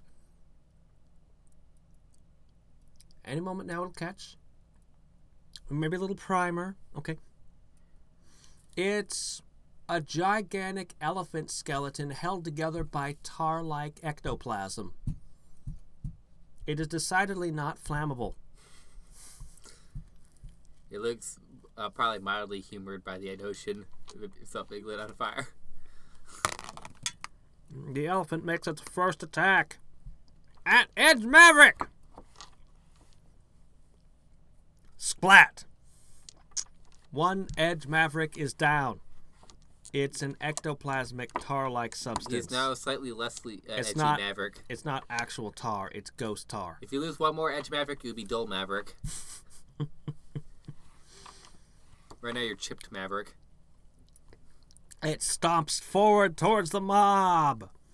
And it's oh crap, that's a 2. Alright. It's which one? 3 of the mob. Its left hind leg falls off. It stumbles and turning around picks up the fallen bones with its trunk and starts to reattach it.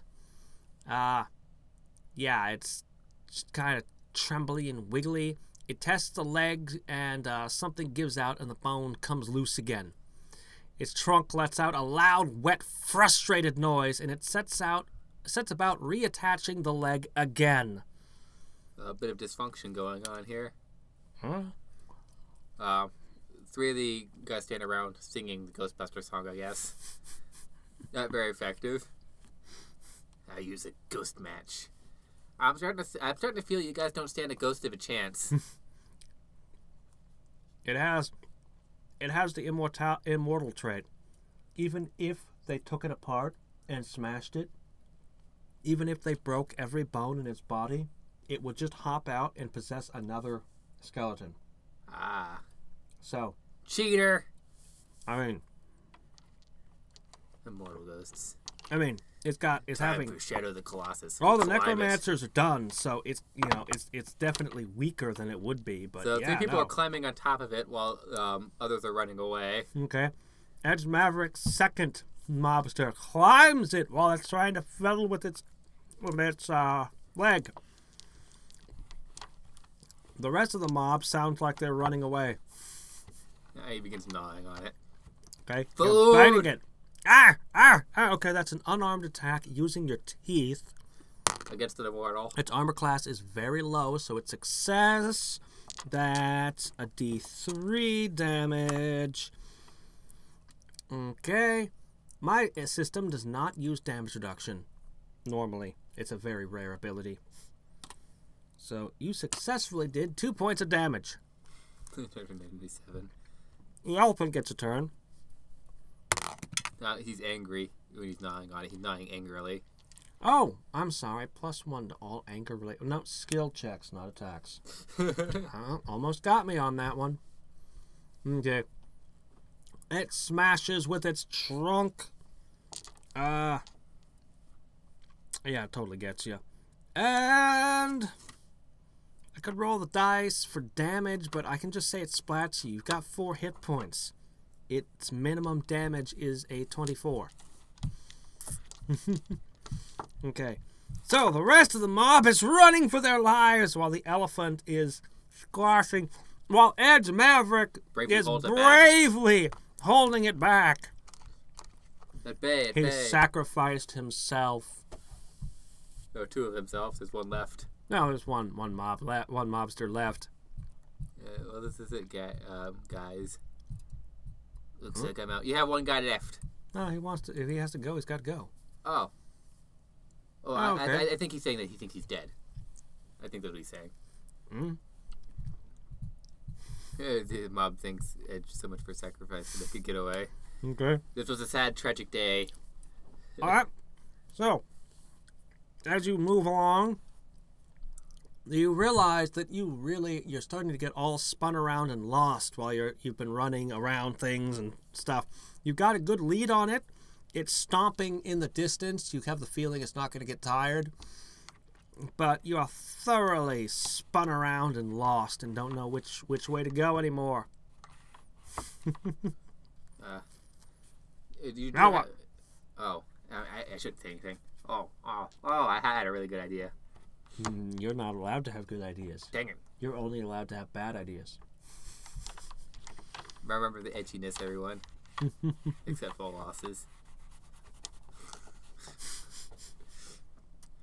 Hey, you got pirates. At least it wasn't Farmer Plaid who died. I mean, that would have been true warning. I mean, honestly, how is this fair? How is this right? I mean, everyone knows that if you go into a volcano with a red dragon in it, that it'll be filled with ice swords and ice magic. Whereas if you're fighting your way through an ice cavern, it'll be full of chests with fire magic and flaming action. But where Orangebeard has left us with an elephant, and the guns and cutlasses are too small to hurt it. No elephant guns. I mean, he couldn't even get basic stuff right like this right. No wonder they called him soft-brained. If you didn't know better, you'd think he didn't want all of his treasure looted. Bastard. Yeah, I know.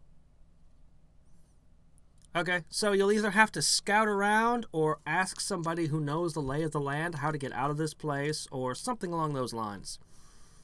Or just continue wandering the haunted, cursed elephant graveyard. Those are the matches from the chest to the elephant's weak spot. I already tried that. It's not flammable. Nope. No, because the pirate got it wrong. The pirate was a jerk. He didn't put an elephant gun in that chest. He didn't put anything to kill an elephant in there. Or an immortal. Or a ghost That's not elephant. fair. I mean, what's up with that? Dude just didn't think ahead. He was An not exorcism savvy. scroll? I mean, this is not how dungeons are made. This is not how treasures are determined. I scatter out angrily so I get a +1 on my roll. Okay. Angry. I have a suggestion.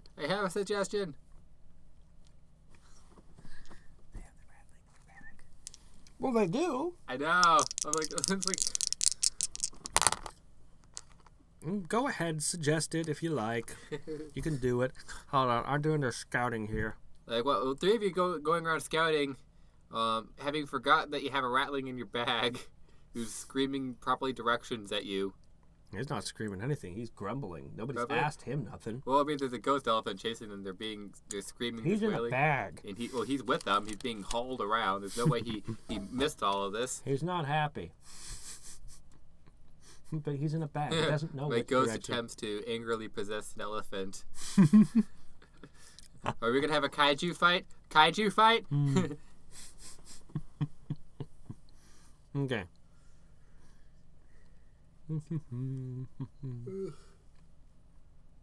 Okay, hold on.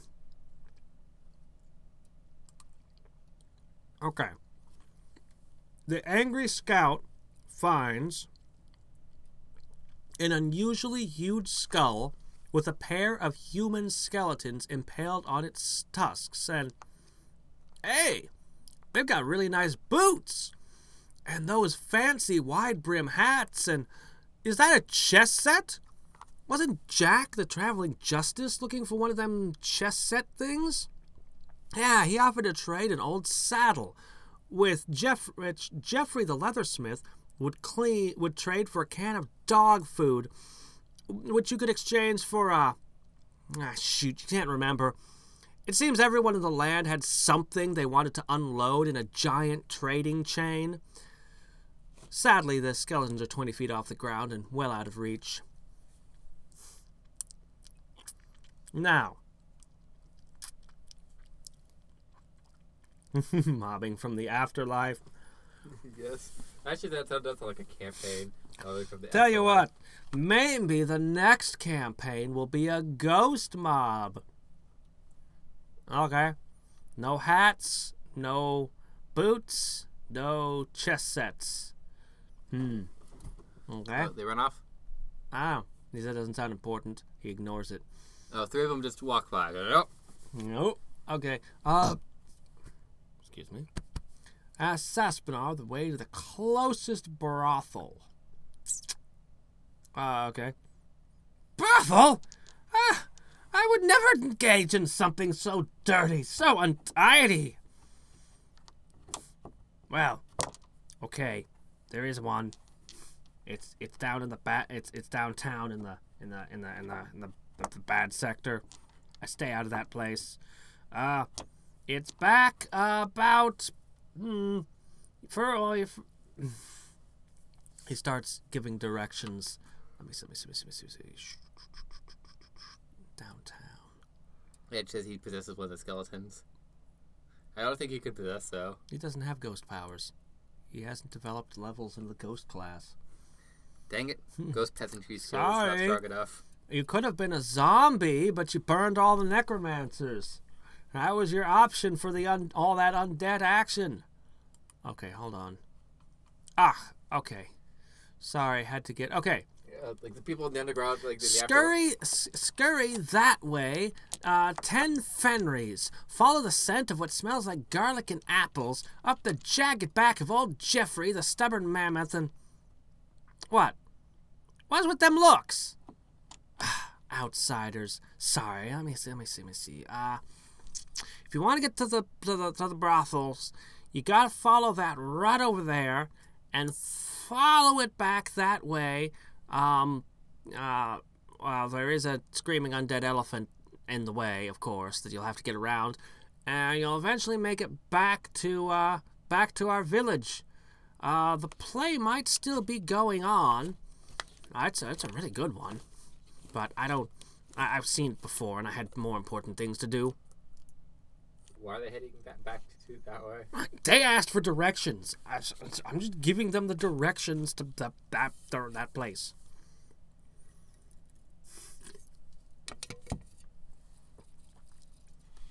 I don't think that's the directions they wanted.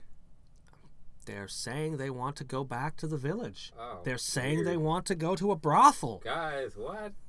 I don't know. I guess they're really go to a rattling brothel. I mean, they're you can really score into better. That's they're not the really place into to go. they're really into filthy rattlings, I guess. Whoa! I have no idea what they're getting. I'm learning more about these peasants every day. Okay. So no, I don't. What's he saying? Is this a play on words of some kind? I have no idea. Says the skeleton, climb down with the loot. I do now, okay. We trade the bone soup at the brothel for an extra life. I have no idea. The broth, L. Oh, because broth, soup's Soup, broth. But how does that lead to an extra life?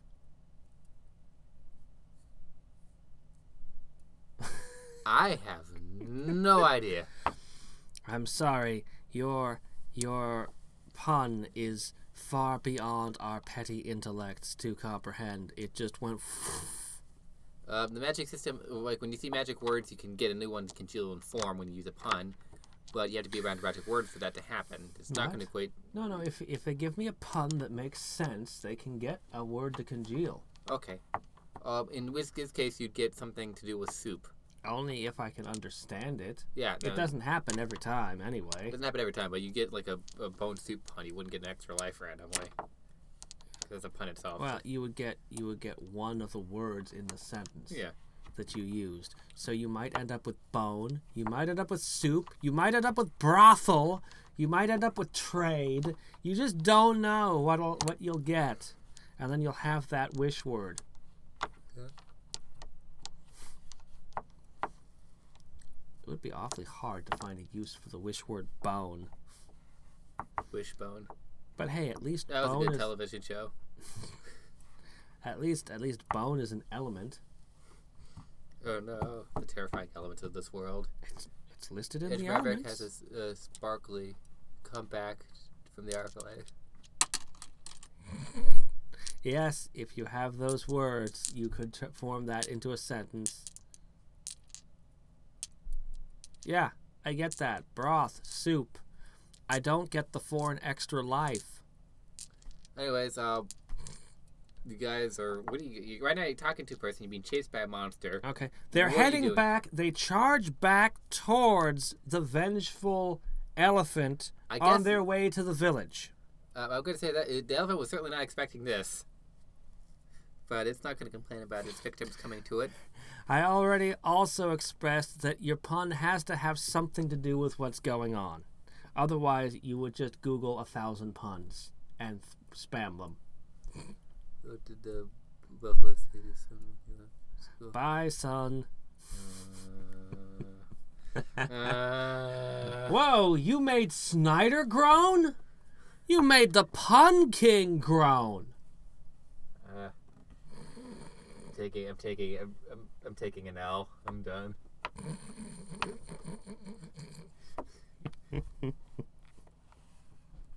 This has definitely been the strangest encounter I've been in. Okay. All right. Well, they specified their direction, so I guess that's what they're doing. All right. You're going to have to make it past the vengeful elephant. That evil spirit has a bone to pick. There you go. What do you think? Does one of those words congeal? The evil spirit has a bone to pick with us. All right. 1, 2, 3, 4, 5, 6, 7, 8, 9, 10 words. That's Divide by 2. No, it's a 10-sided dice. Oh. I got a 10-sided dice, man. I'm prepared. I got this. 2. Evil. The word evil. Beautiful. You now have an evil word. Yep. Yeah, it does. So I need to get at... Come on. Evil. Evil. Okay. There we go. Why are things all mixed around? There we go. You now have the word evil. That dice roll was evil. 2/4 Wally does not count. No, you can't have two. The same person can't make more than one in a day. Remember? I know. Didn't I specify? I'm trying to make sure I specified all the rules because. Yeah, that's too. I mean, but even Okay. if they start making puns about your dice rolling, that's too meta. Not allowed. Maybe.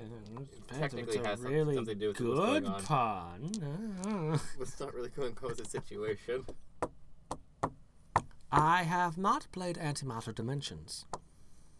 That is a idle game, and I have heard many people recommend it.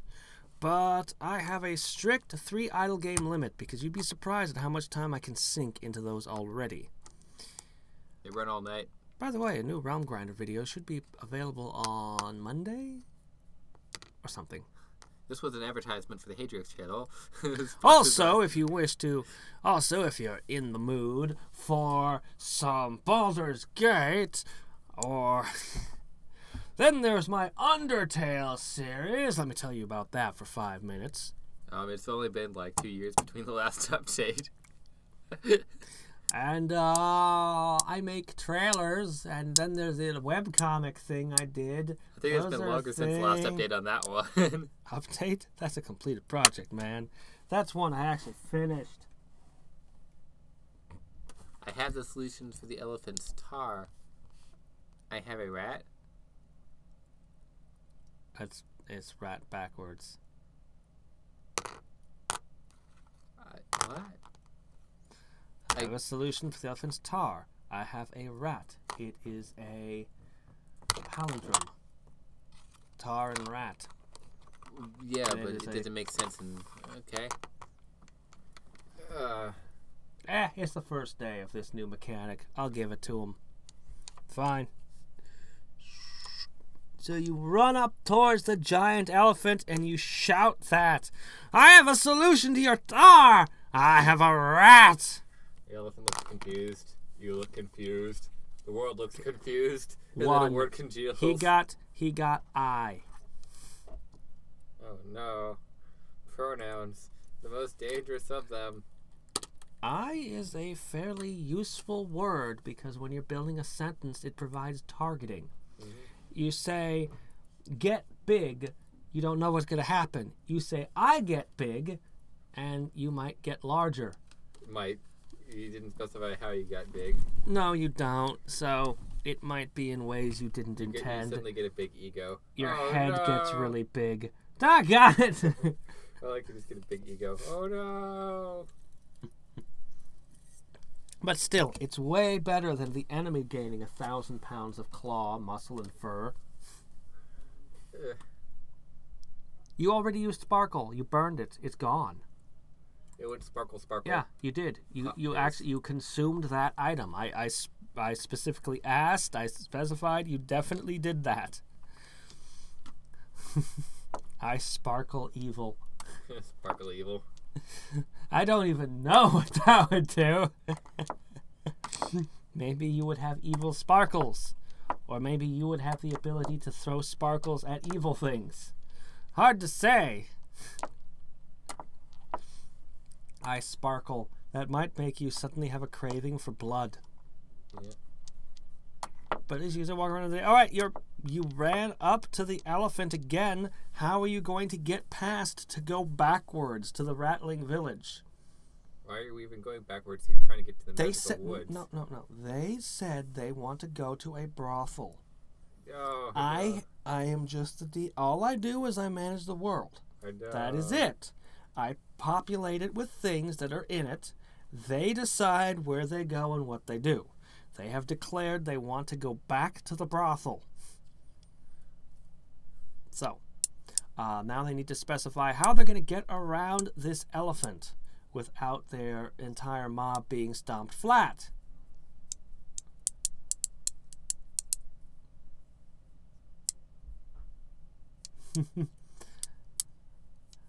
Yes, that's a My Little Pony. Let me see. Who was Twilight Sparkle the unicorn with the rainbow, or wasn't it a wizard? I think it's It the was purple one. Yeah, it was a unicorn wizard, right? I think so, because the Yeah. rainbow is Rainbow Dash. That's the rainbow one, right? That's the Pegasus. Pinkie Pie's the pink one. Why the pink one? Yeah, everybody knows the pink one. And That Twilight thing. Sparkle, I think, was just the purple one, the scientist one. Okay, right. Sad that other names somehow. Oh, there's a dragon. I know they have a dragon.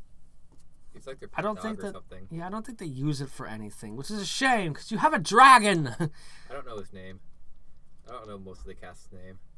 I think it's got a dog name, like Spot or Spike or something. Spike, that might be it. You push another edge towards the elephant so we can run away. Edge, you're being pushed into an elephant. Not again. No.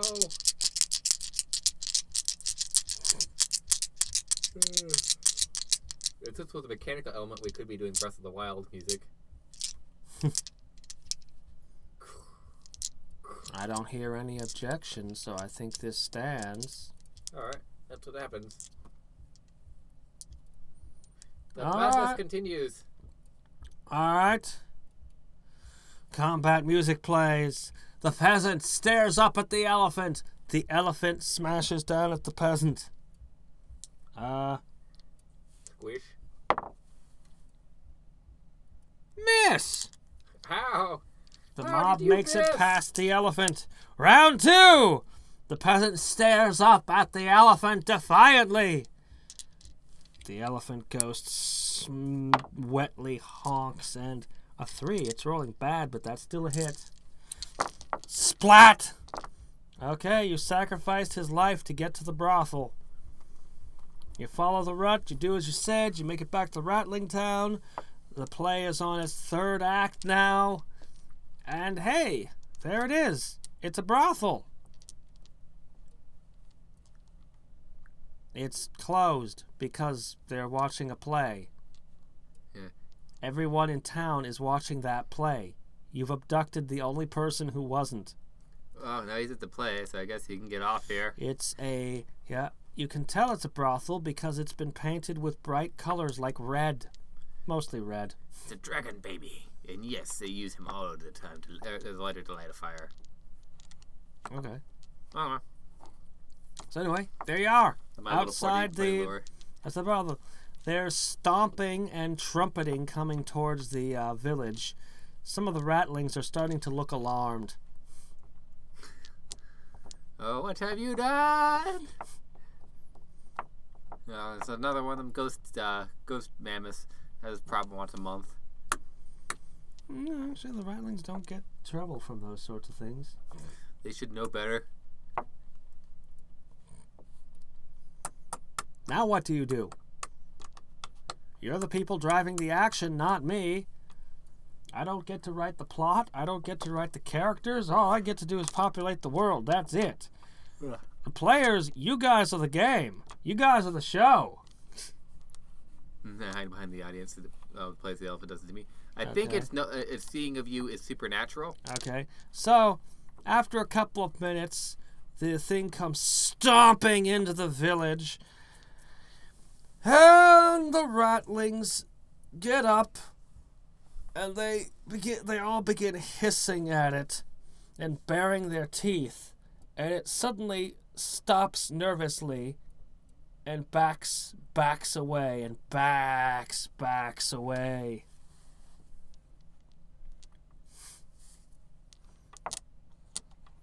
So yeah, what do you do now? Do you ask them what the hell they just did or how it worked or what? What are you gonna do? What you gonna do? What you gonna do when they come for you?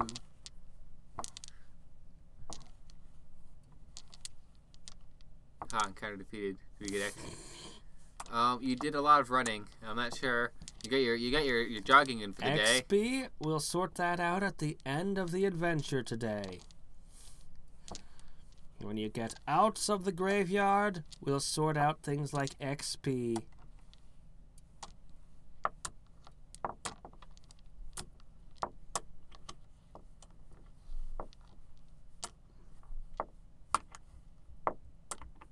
join the mob?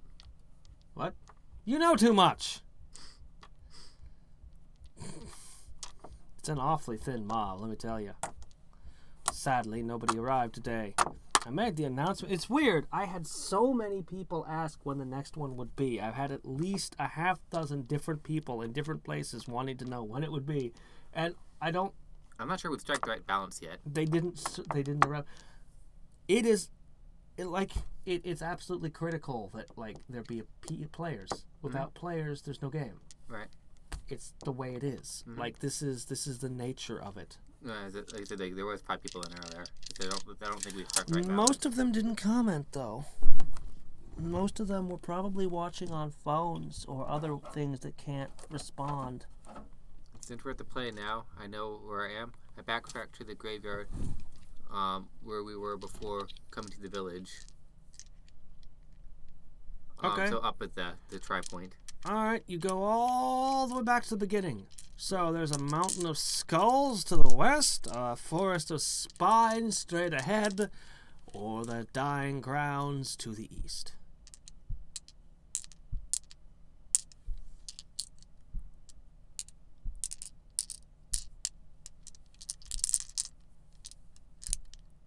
By the way, I'm having huge lags. There's an enormous delay between when I write something and when you read it. Oh, and that's typical. That's normal. That's actually part of the streaming. That's why I always give lots of time for players to respond. There's about Happy New Year 2015. That is a lot of lag. That's an excessive amount of lag there.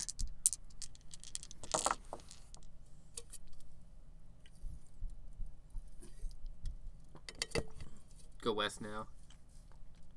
West. Okay. It is a dune of skulls that you're scrambling up and over. They have their tusks and teeth removed. Okay. As you're climbing and scrambling and slipping down and climbing. Let's see. You find snake eyes? Okay, fine. Okay. You slide back down the hill to the bottom. You want to climb up it again? I'm sure they climb up it again. I'm just going to say they do and roll again. Okay. The mob never gives up. The mob doesn't give up. Okay. You manage to scramble up to the top of the peak. Okay. The dunes continue rolling off towards the west and to the north. It looks like... Let's see. Sorry, I gotta move to a different spot in my script because now they're in a different spot in the whole script.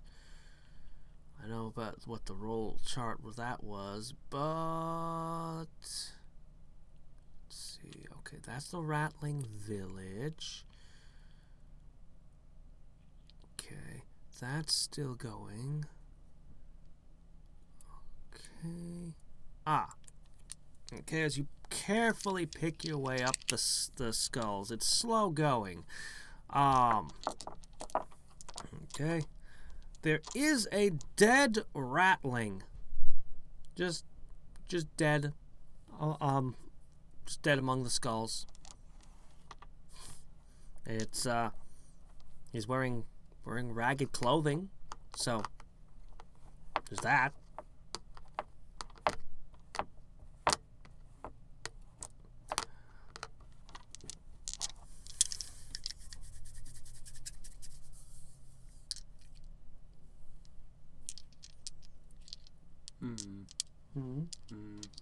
Not sure what to say. I don't know. I'm waiting for a response. Yeah. I might be able to speed the process up slightly if I nudge this way, and then I go.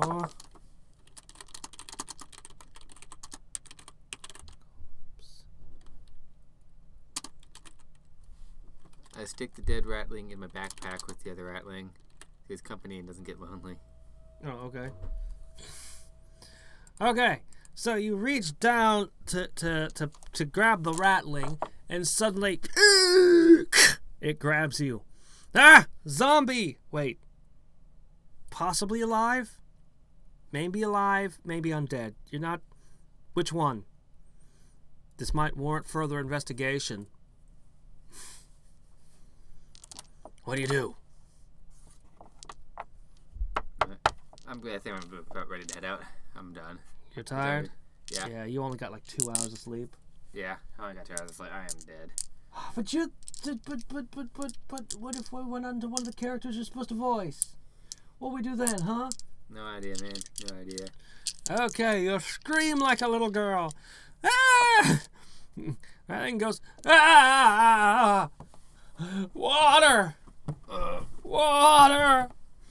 Give me water. I'll trade. It fumbles around. I'll trade my gloves. It pulls off its gloves. Their rattlings only have like 3 fingers. So, he's offering you gloves for water.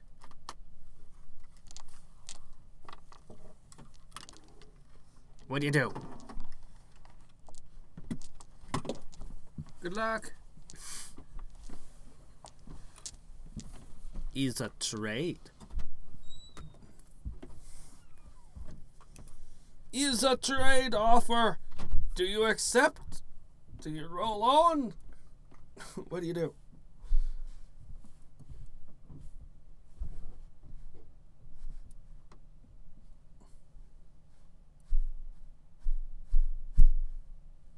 Ah.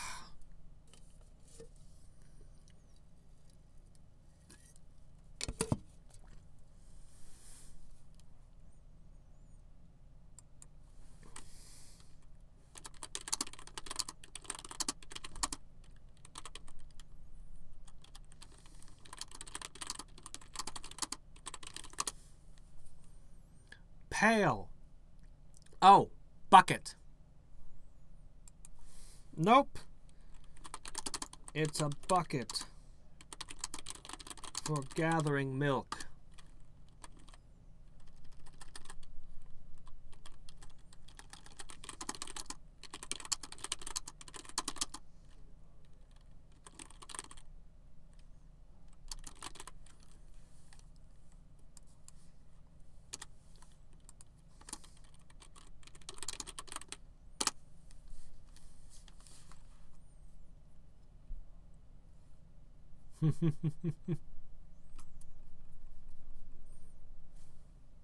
I don't know. This is just what it is. I didn't make YouTube's chat program. You'd think they could get a chat program. You're on top of a giant mountain of skulls. Well, not a giant mountain, but a big hill. You know how deep you'd have to hoe just to reach ground level? That would take weeks.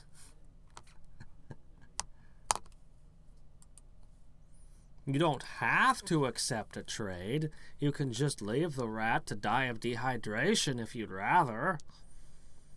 It's your prerogative. What? Why would they contain water? Oh, you mean rainwater. It's a good thought. But then the rat would have had plenty of access to water now, wouldn't he? Yeah, I guess. Also, mosquitoes would have lots of places to lay their eggs. Nice, cool, stagnant pools of water. So there would be an absolute swarm of mosquitoes all over this area. Thousands, tens of thousands, hundreds of thousands of them.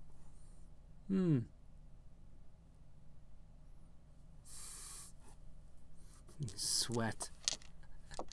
That sweat is salt water. Cheapskate.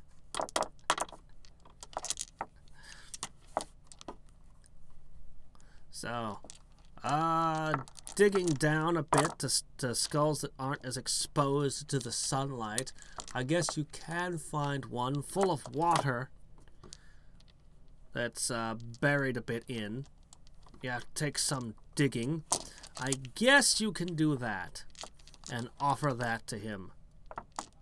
He greedily slurps it up and parts with his long-fingered, three-fingered gloves, because he's, you know, a ratling.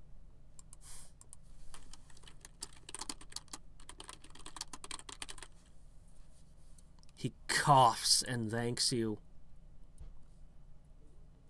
I already pointed towards water. There's water right here. I showed it to you. Mentioned it to you. You do have water. But you went with skull water instead. Okay. I mean, this would have given him +5 to a random dimension, but... Okay.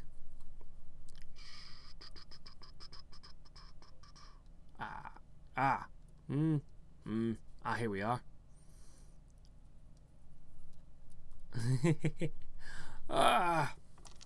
Thank you. Thank you. I feel much better than I did. I thought for sure I was dead this time. I think I'd learn to bring more water with me when exploring. So, what can I do for you folks? Now what? The usual menu opens up. Talk, check, trade, attack, so on, whatever other picks. What do you do?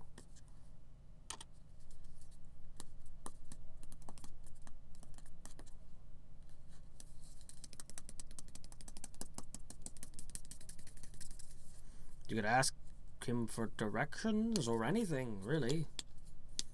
You have a person. Or you can just move on.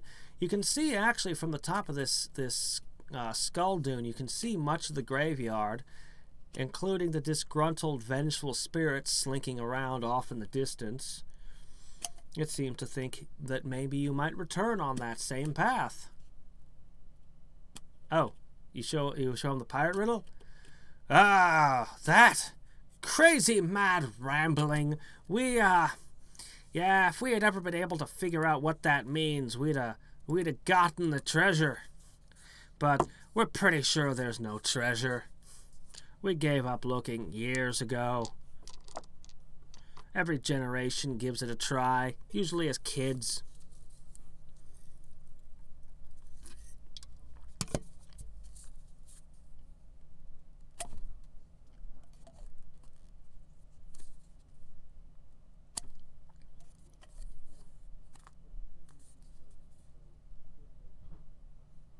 Okay.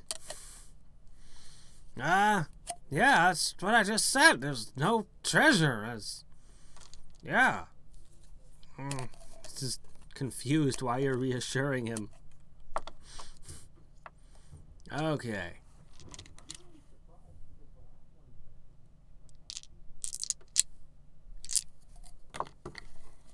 Alright then. Well, unless you have further questions, you can move on. You can see where the elephant graveyard ends. It looks like you'll have to climb over the dunes and down through a sort of valley with lots of leg bones and stuff heaped up in weird ways. And then there's a chasm, and you can actually see a bridge or something crossing it that you can probably get across.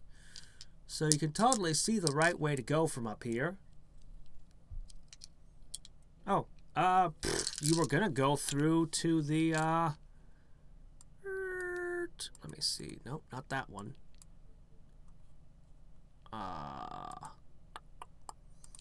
You were gonna go past through the elephant graveyard to the Forest of Colors. Okay. You head towards the bridge. So it involves lots of climbing up and down and down and up and... Okay. Alright. You have a fairly uneventful trip across the Skull Dunes. You climb on down, and you're in that valley of various leg parts. And it seems like they've separated it. They've separated it even by the different parts, the upper and the lower and the joints. You're not really experts on natural history. You don't know what the different bones are called.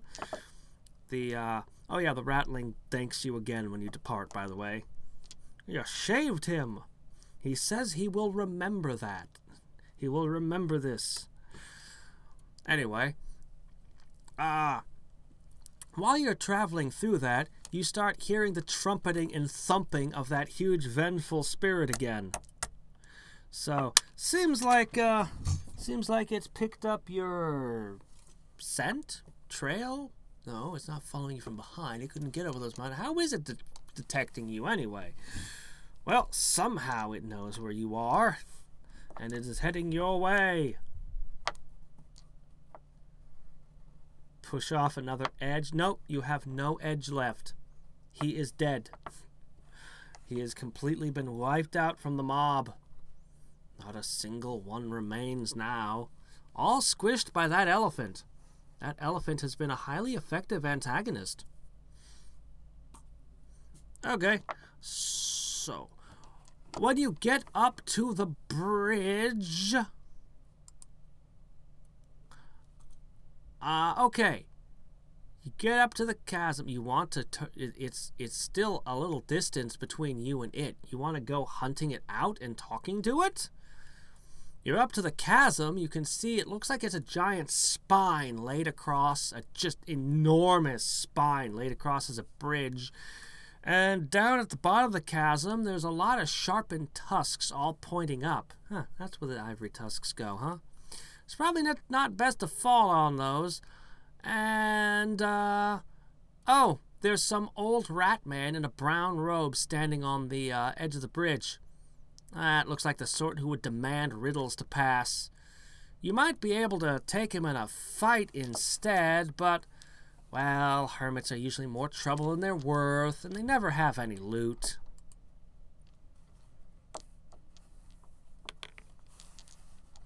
Okay. Schneider!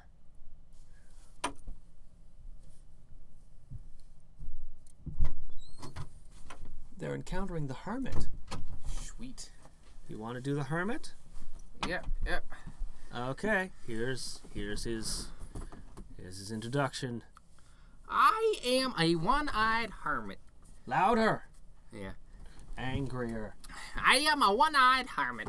30 years I have guarded this bridge with nothing but bones to eat. I am an angry one-eyed hermit. I'm an angry one-eyed hermit. With very sharp teeth. 3 things you must show me to pass. Show me the wrong thing, and it'll be hurled into the chasm like an ugly rock. He gestures. There's a pile of, at the bottom of the chasm, it looks like a pile of rocks. It's too far to tell if they're ugly, but the one on the top looks a bit off. First, you'll need to, first you will need an empty hand. One which was never alive. Take your time, young'uns. I ain't in no hurry. Okay. So, he asked 3 things you must show him. The first is an empty hand, one which was never alive. He says you can take their time. He's not in a hurry. The thumping and trumpeting is coming closer, though.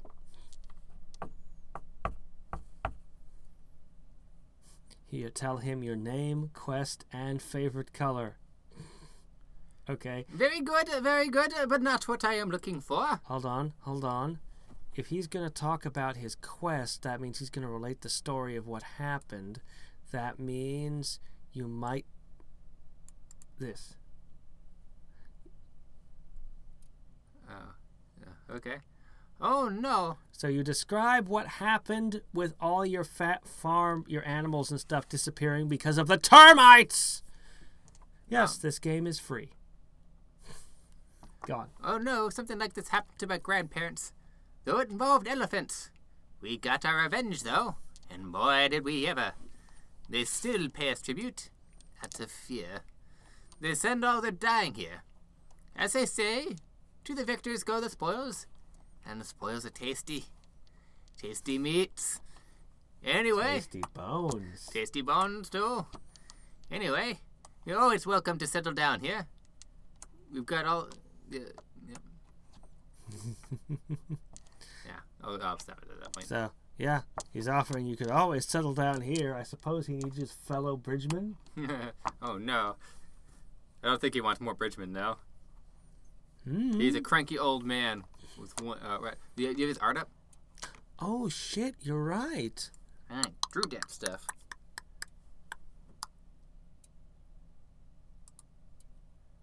Hold on. Hermit. No, I got it.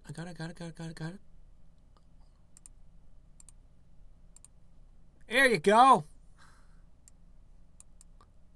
An angry one-eyed hermit with sharp teeth.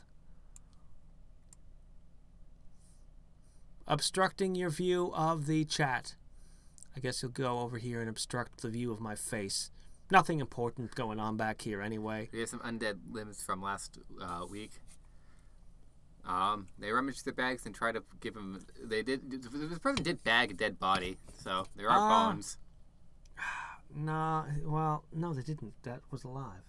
No, they didn't. They didn't when they were going over the skulls, bagging a dead ratling. He was alive. No, the other one. You had one that was alive, and then they bagged the second one, the dead one, the corpse. There's no such thing. It was alive. Two of them are alive? They have two that are alive? No, they left him. They gave him water and left. They have a living ratling. Anyway, I'm pretty sure that anyway, they don't have any undead arms. Okay. Besides, it's asking for never was alive. I know. If they give an undead, we know what happens. An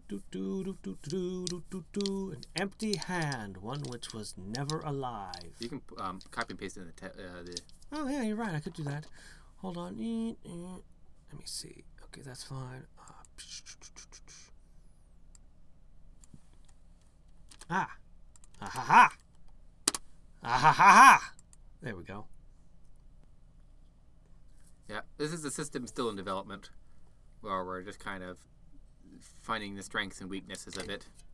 Is fine. As I said, it was really designed for a crew of like 12 to 20 to play. Yep. And do I give him my own hand? Was your hand once alive? His own hand. Do you want to cut his hand off? He might object. You could try. Let's see, I'm looking through his tools. You could try to use a plow to cut it off, or a cutlass. They used to have ceremonial knives for that kind of thing. The answer may or may not be staring you in the face. Hey, no hints. What? No hints. Didn't hear you. Couldn't hear you.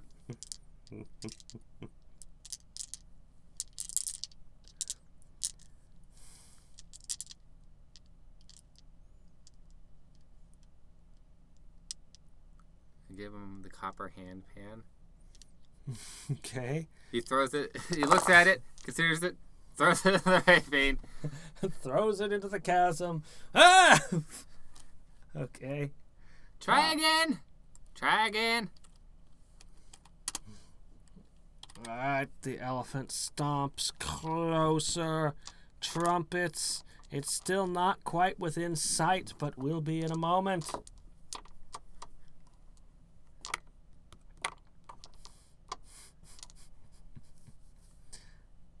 I've never heard of a pan referred to as a copper hand.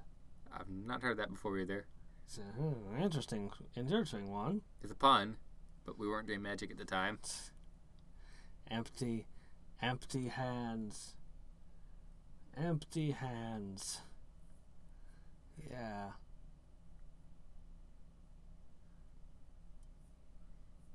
Oh, wait, that's supposed to say pair, not par. This isn't golfing. Par for the course.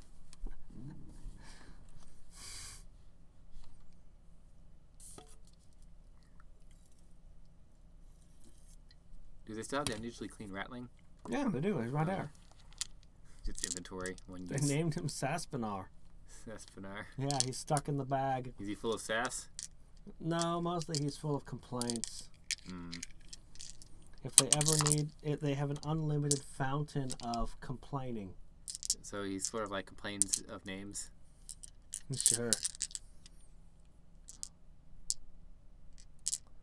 Oh, look at that. No, they have 5-fingered hands. I thought they had 3-fingered hands. Okay, sorry. The gloves are 5-fingered, not 3-fingered. I looked at what rats. was I They got saying? 5 fingers. Okay, my mistake. I gave him nothing, so that's an empty hand. Nothing was never a living thing. Technically, very clever, very clever. Next, you will need an imitation of sight. I hope you get this one right. The last guy gave me briars. You can see him right there. You look over. What looks like a skeleton of a ratling impaled by an ivory tusk at the bottom of the chasm. Lesson is, don't give me briars. Lesson is, don't give me briars. So go ahead and copy and paste that in. Okay, hold on. Lesson is, don't give me briars. Just hit enter. We don't care. No, I can't. Oh. I literally cannot. You don't need the whole thing, just the beginning.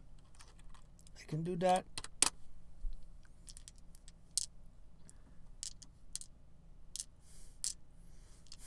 Don't give me briars. The lesson the danger continues. The adventure unfolds. The epicness.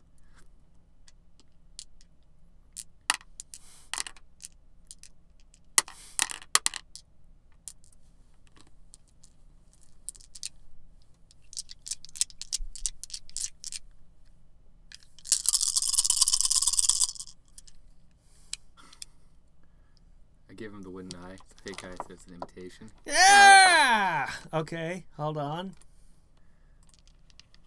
Yeah.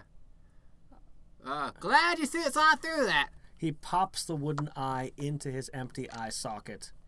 Finally, you'll need to present a compelling reason why you should be able to cross this bridge. In verse! In other words, a poem. A delightful poem.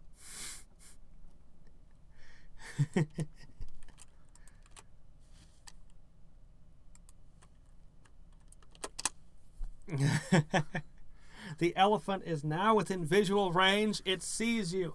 It is stomping towards you. It is at 100 feet. 100 feet and closing. Well, 150 feet. 150 feet. It's clumsy and slow. It keeps having problems with its rear left leg or right leg. One of its rear legs keeps giving it trouble. It's having ghost leg syndrome. It wants to keep going forward. Every time it steps, it leaves, like, the tar actually sticks to the ground, and then it pulls it up, and it's all stretchy, and it has to struggle with each step because of its own... And do we call it an anatomy? What the hell do we call it? Ectoplasm. Freaking weird beings, and their freaking weird stuff. I just imagine here, it's trying to charge you, it's trying to get up and go, but its legs keep ghosting on it. Very disappointing.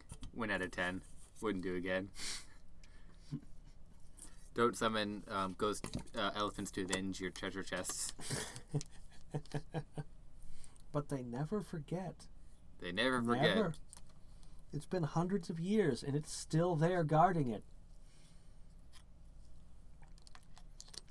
You can't buy loyalty like that.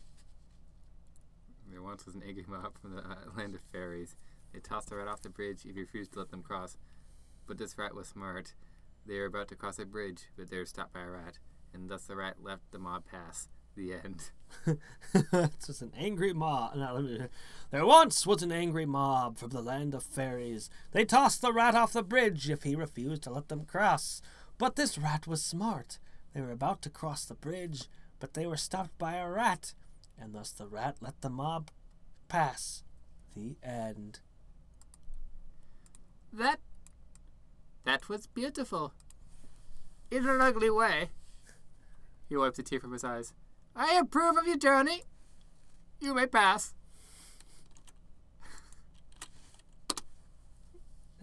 Oh, that was out of order? He was still impressed. He was still impressed. What the hell, YouTube? Can't you make a working chat program? Come on! Chat was like the first thing the internet invented.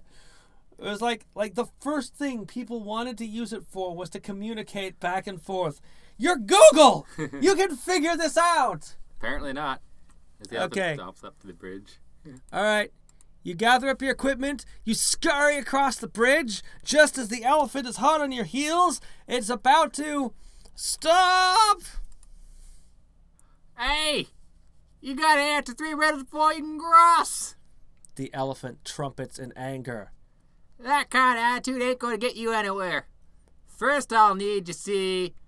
What do I need? So, looks like the elephant's going to take a while. You're able to easily get outside of the elephant graveyard before it finishes whatever riddles that old rat gives it this time. Okay. So, ahead, an empty, almost boneless field of grass. The grass is of a dull brownish color, but the further it gets from the graveyard, the greener and more vibrant it becomes, until the color becomes so intense it hurts to even look at. And then the trees begin. Reds and oranges and yellows and blues. Some trees refuse to stick to a single color. How tacky. For example, one tree alternates branches with gold and deep purple leaves. Another sports all black leaves with veins of silver going through it. There's also a sign, well, several actually. You can't read them, but you know they're warnings them magic people left behind when they abandoned the place. Stupid wizards. Why bother posting signs about when the hideous light is enough of a warning? They claim this place was contaminated by magic. How ridiculous! After all, as hardy farmers such as yourselves know well, all magic is contaminated, and there's really no difference between one dark art and another. I'm a simple farmer and haven't learned the colors yet, so I'm impressed. Well, they're very bright and glaring. You're learning them quickly. They hurt. They sear into your eyes. Okay, so anyway. And that is it for today. Do we want to do a little bit of feedback sessions with Ice and Neil? What do you think? Sure. Yeah, sure. The next one, I'll do an announcement when it's ready. It won't be for a couple of weeks. Hopefully we can get a larger crowd. It really is designed for a larger crowd. That way madness prevails. Yeah. Things would go a lot faster. There'd be a lot more ideas buzzing around. Beauty chaos. Beautiful, glorious chaos. Yeah. You did manage to get a fair number of... Actually, you got the pirate treasure, which is... Actually, I thought that you guys were not going to get the pirate treasure. I figured you'd miss that completely. Yeah. Not held in the skulls, not carried on their backs, and there's a big old forest of spines, and I thought for sure they're going to go through the forest of spines, aren't they? That's the coolest sounding area, isn't it? Yeah. The riddle, if you read it carefully, is telling you go to the die. You happen to actually roll it. You actually rolled it because Yeah, well, they said roll a dice, and I was like, west was the first introduced, north was the second, east was the last. So it was 1, 2, 3, yeah. and then 4 was the obvious re-roll, which you had stated already. Yeah. Lord Articus Ghost. Color me unimpressed with the colors. You can't make more than one wish word per session. So next week you get to make another one. Yeah, Lord Articus has ghosted in. He has. Hey, how's it going? Shame you missed the adventure. There was pirate treasure and ghost elephants and old one-eyed rat people on bridges. A little bit more artwork this time, a little bit of maps. We had artwork, we had... Oh, right, of course. Because you've moved on, you're now here. Yeah. There's at least 3 different paths in the Forest of Colors, you know. Ooh. And an old abandoned magic school if they find it. He's like, I know, I'm sad. Well, at least you get to watch it in a bit. I'm not entirely certain. I have to check on a couple of things and make a phone call. I might have a prior commitment right immediately, or it might be later. Either Desktop Dungeons will happen right after this stream, with an intermission of maybe 10-15 minutes for me to eat something, or else it will be later tonight. One of the two. Sort of. Yes. That is more or less what we're doing. You can check last week's Dungeons and Mobs. You'll get a good idea. Actually, there's an animation with characters and popsicle sticks. I need to update. I need to get a working document with characters we've met in the description. Yeah, only remember, don't give them information that they haven't experienced. If they haven't heard about it or encountered it yet, they can't see it. Yeah, the lore is all our own. The mechanics are, well, special. Well, I mean, come on. We got a magic system where you can find words and put them into sentences and burn them, and whatever that is, that happens. Wish words. Wish words. And they, so far, they have, right now, at the moment, they have evil and eye. They have an evil eye. Oh, yeah. No. Whenever a player makes a word play, a pun or something, I roll a dice, and one of the words in the sentence congeals into a wish word that gets added to their list of words. So let me see. Hold on. I forgot to click a thing. Yeah. Right now we're just getting a bit of feedback from the sort. Because we're still perfecting the system. Wait. Yeah. Normal people who do this, I was doing some research into it. There. Because I'm the one who does the HUD and I'm the art.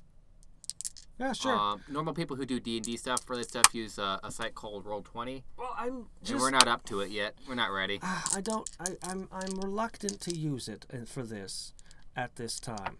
Mm-hmm. I might just I'll use other sources for art. Yeah, for this campaign, we've only got 3 more adventures in this particular campaign. For the next campaign, we might trot out Roll20 and try it. We're experimenting with mechanics right now and figuring out what works and doesn't work. Yeah, I've looked at some tutorials of it. I cannot get it to work on my computer. My computer just gets all buggy with it for some reason. His PC refuses, but we're getting you a new tablet. Sorry, his tablet. We're getting him a new tablet soon because his one is very old and very broken. So that might be, that'll happen before this ends. It'll probably be a couple of weeks before we get the next adventure. As I said, grab friends. The more, the better. Grab your friends. Grab a pitchfork. Join the mob. I played around a tiny bit more with Desktop Dungeons, so I'd have gold today. By the way, we might make a few little things here to propaganda here, so cool. You guys can share it. Well, I'll catch you on Discord. As I said, I'm not gonna. We're gonna have to see. I definitely am looking forward to that, but I have to make some phone calls and stuff. So that's the things I want to say. This game here is meant to, the way it's designed is meant to scale up and handle large quantities of people. Yeah, it starts breaking down when you have less than three players. Yeah, 3 players is really hard because the game was just not built for so few people. It's 3 and up.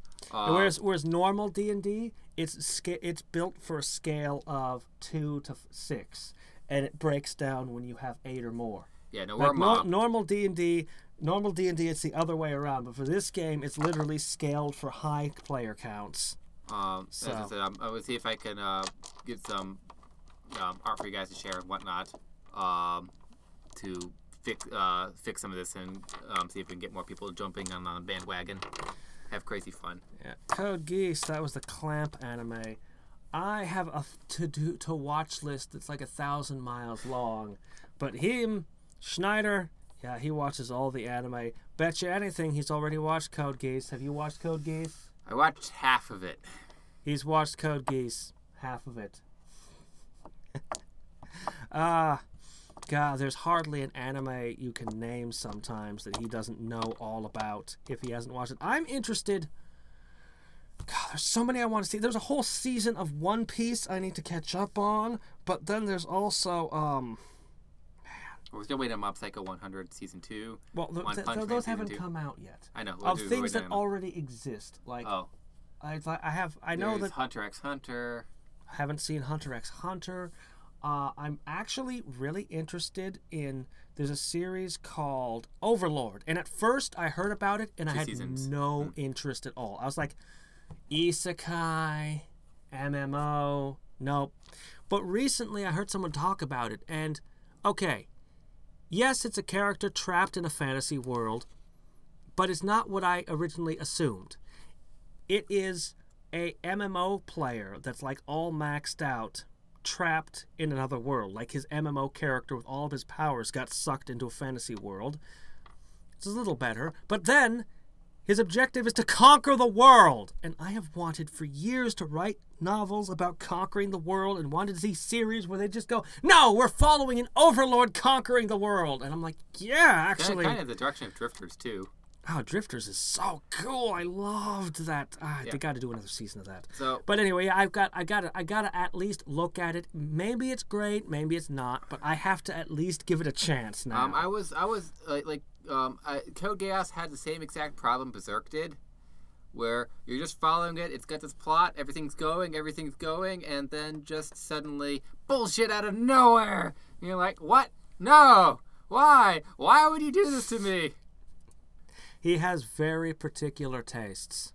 I do not like when authors pull the rug out from under me in Violet and big plot twists and things. Big plot twists that were just it felt like such an ass pull. It really did. You know, I used to watch a lot of anime, but most of my knowledge of anime is all like really old shows now. I had a few that were duds, but I never found an anime that really... You could even name the episode. You can even name the episode. You remember that bullshit. I remember that bullshit. Not going back. I have no opinion. I ain't watched it. I actually really like Clamp, but I really liked them back in like... Angelic Layer. Oh man, Angelic Layer was great. I grew up with Cardcaptor Sakura and Magic Knight Rayearth. Like, Clamp made a lot of good stuff. Angelic Layer was a really standout series because it's a lot more intelligent than it first lets on. At first you're like, I'm just watching a kid play with dolls and noodle jokes. And as it goes on, you realize that there's a whole nother layer to the story underneath it.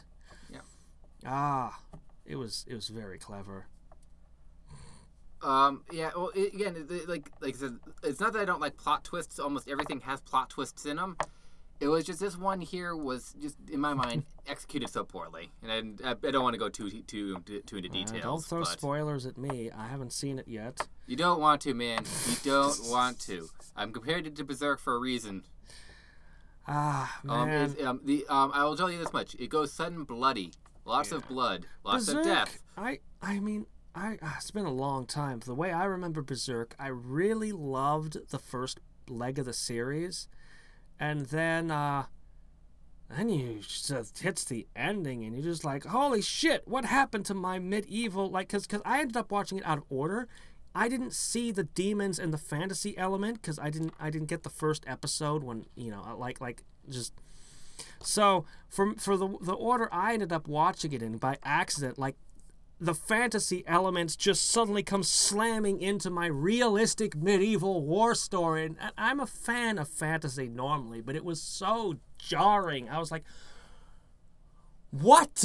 No, it was not a genre shift. Code Geass did not do a genre shift with sudden fantasy. They didn't do that to you. Because I had no idea demons were coming. I had no idea. Like, it's just, I'm following, and it was a story about conquest, and it was a story about, like, all the things that, like I said, the stuff I was interested in. I really wanted to finish this story about conquest and becoming king and all the stuff, and then demons, surprise, demons eat everybody. It's like, what? Game over. Where'd the politics go? What?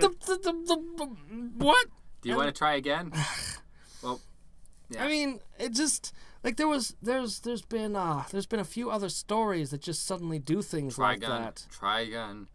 Trigun. Yeah. Suddenly we go from because it's like you present one show, but particularly I really want the conquest story, and nobody ever seems to be willing to just do. I'm going to conquer the world. Here is the series of just me conquering the world. I never actually get it. Yeah, I hear they go back into politics again season 2, but I was just so angry. I just never went back. I never went back. I do not. I might. Yeah. Like I said, it's At least he knows what to expect. yeah. The series is lying to you. It's lying to you. I have a to watch list a mile long. I have a to read list that's so huge. That's one of the few series that gets me ranting like really angry. Yeah. There's a lot of series like I'm just fine with because I knew what I was getting into. Berserk, I just knew not to watch the ending. Evangelion, I knew not to watch the ending. So I don't rant about them. I have nothing to rant about. Oh man, I didn't watch it. Okay. Evangelion's a special case now. They ran out of so there are so many people who will defend that ending and tell you that it is the greatest, most ingenious thing ever. They don't have to defend it for me. I didn't watch it. I avoided it. I don't even know what to say. Like, it's special. It's in a league of its own what happened in the end. Movie. The movie was better. There is a series. They're remaking it as a series of movies. That's another thing I haven't watched yet. Yep. And I hear that they're incredibly high quality, and people seem to really love them, and they say it's an improvement on the original. Yep. I'm waiting on the final one before I recommend them to you or not. Yeah. The first two is essentially the series all over again, except with more subtlety, where Shinji starts reuniting with his father. Okay. There was one show. There was one show that did it backwards. There was this one anime, and it was pure bullshit. And then the ending tied it all together into a work of genius. It is the opposite of a what the fuck ending. It was a holy shit, there's a story to this. I don't even know why I watched it. It was Magical Shopping Arcade Abenobashi. I think that was its name. And it's like... Well, we're going to want to wrap up soon. Yeah, we got to go. It was just nonsense. Every episode was just nonsense. And I'm like, I'm just watching nonsense. Like, we're making fun of sci-fi tropes. Now we're making fun of dating sim tropes. You know, episodic weirdness, chopping world to world. You get to the end, and all of a sudden, out of nowhere, everything ties together. And you're like... There was an actual plot, a really good plot buried underneath all that garbage. Why did you bury this in garbage? This is great. What? Yeah. Like, if you have the patience. If you want like one of the best endings of anime, that has to be one of the best, and because you didn't expect your expectations are so low. Your expectations are so low for what the ending's going to be. You're just going to be like, they're just going to make some more jokes. They're going to make fun of something, and whoa! One Punch Man has a really good ending for season 1. Oh, One Punch Man is Mob Psycho has a really good ending for season 1. Mm-hmm. Great Teacher Onizuka is an amazing series all around. I don't remember the ending. I remember many episodes in it, but I don't remember the ending. The ending, he goes to America to teach in America. He breaks the law so hard that the cops are after him. He would be in prison within a week. Yeah, no, he's chased out of Japan by the cops. So he goes over to America. He's in a California school teaching with all these thugs at the end. He has no teaching credentials. I know. It's such a cop-out because the entire series is building up him and Fujisuke, and he's gone. And the teacher's like, oh, maybe he'll be back someday. And just pan over to America. It's like, oh, man. Cop-out. I could talk about anime all day. I love anime. I'm you know, I like to make trailers and things. I actually have, like, on my laptop a whole bunch of anime openings from different shows that I picked out that I really like. Nobody talks about anime openings, hardly ever.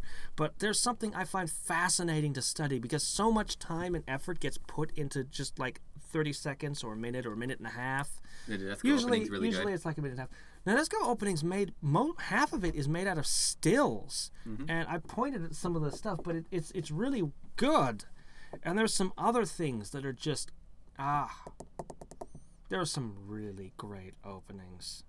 Yep.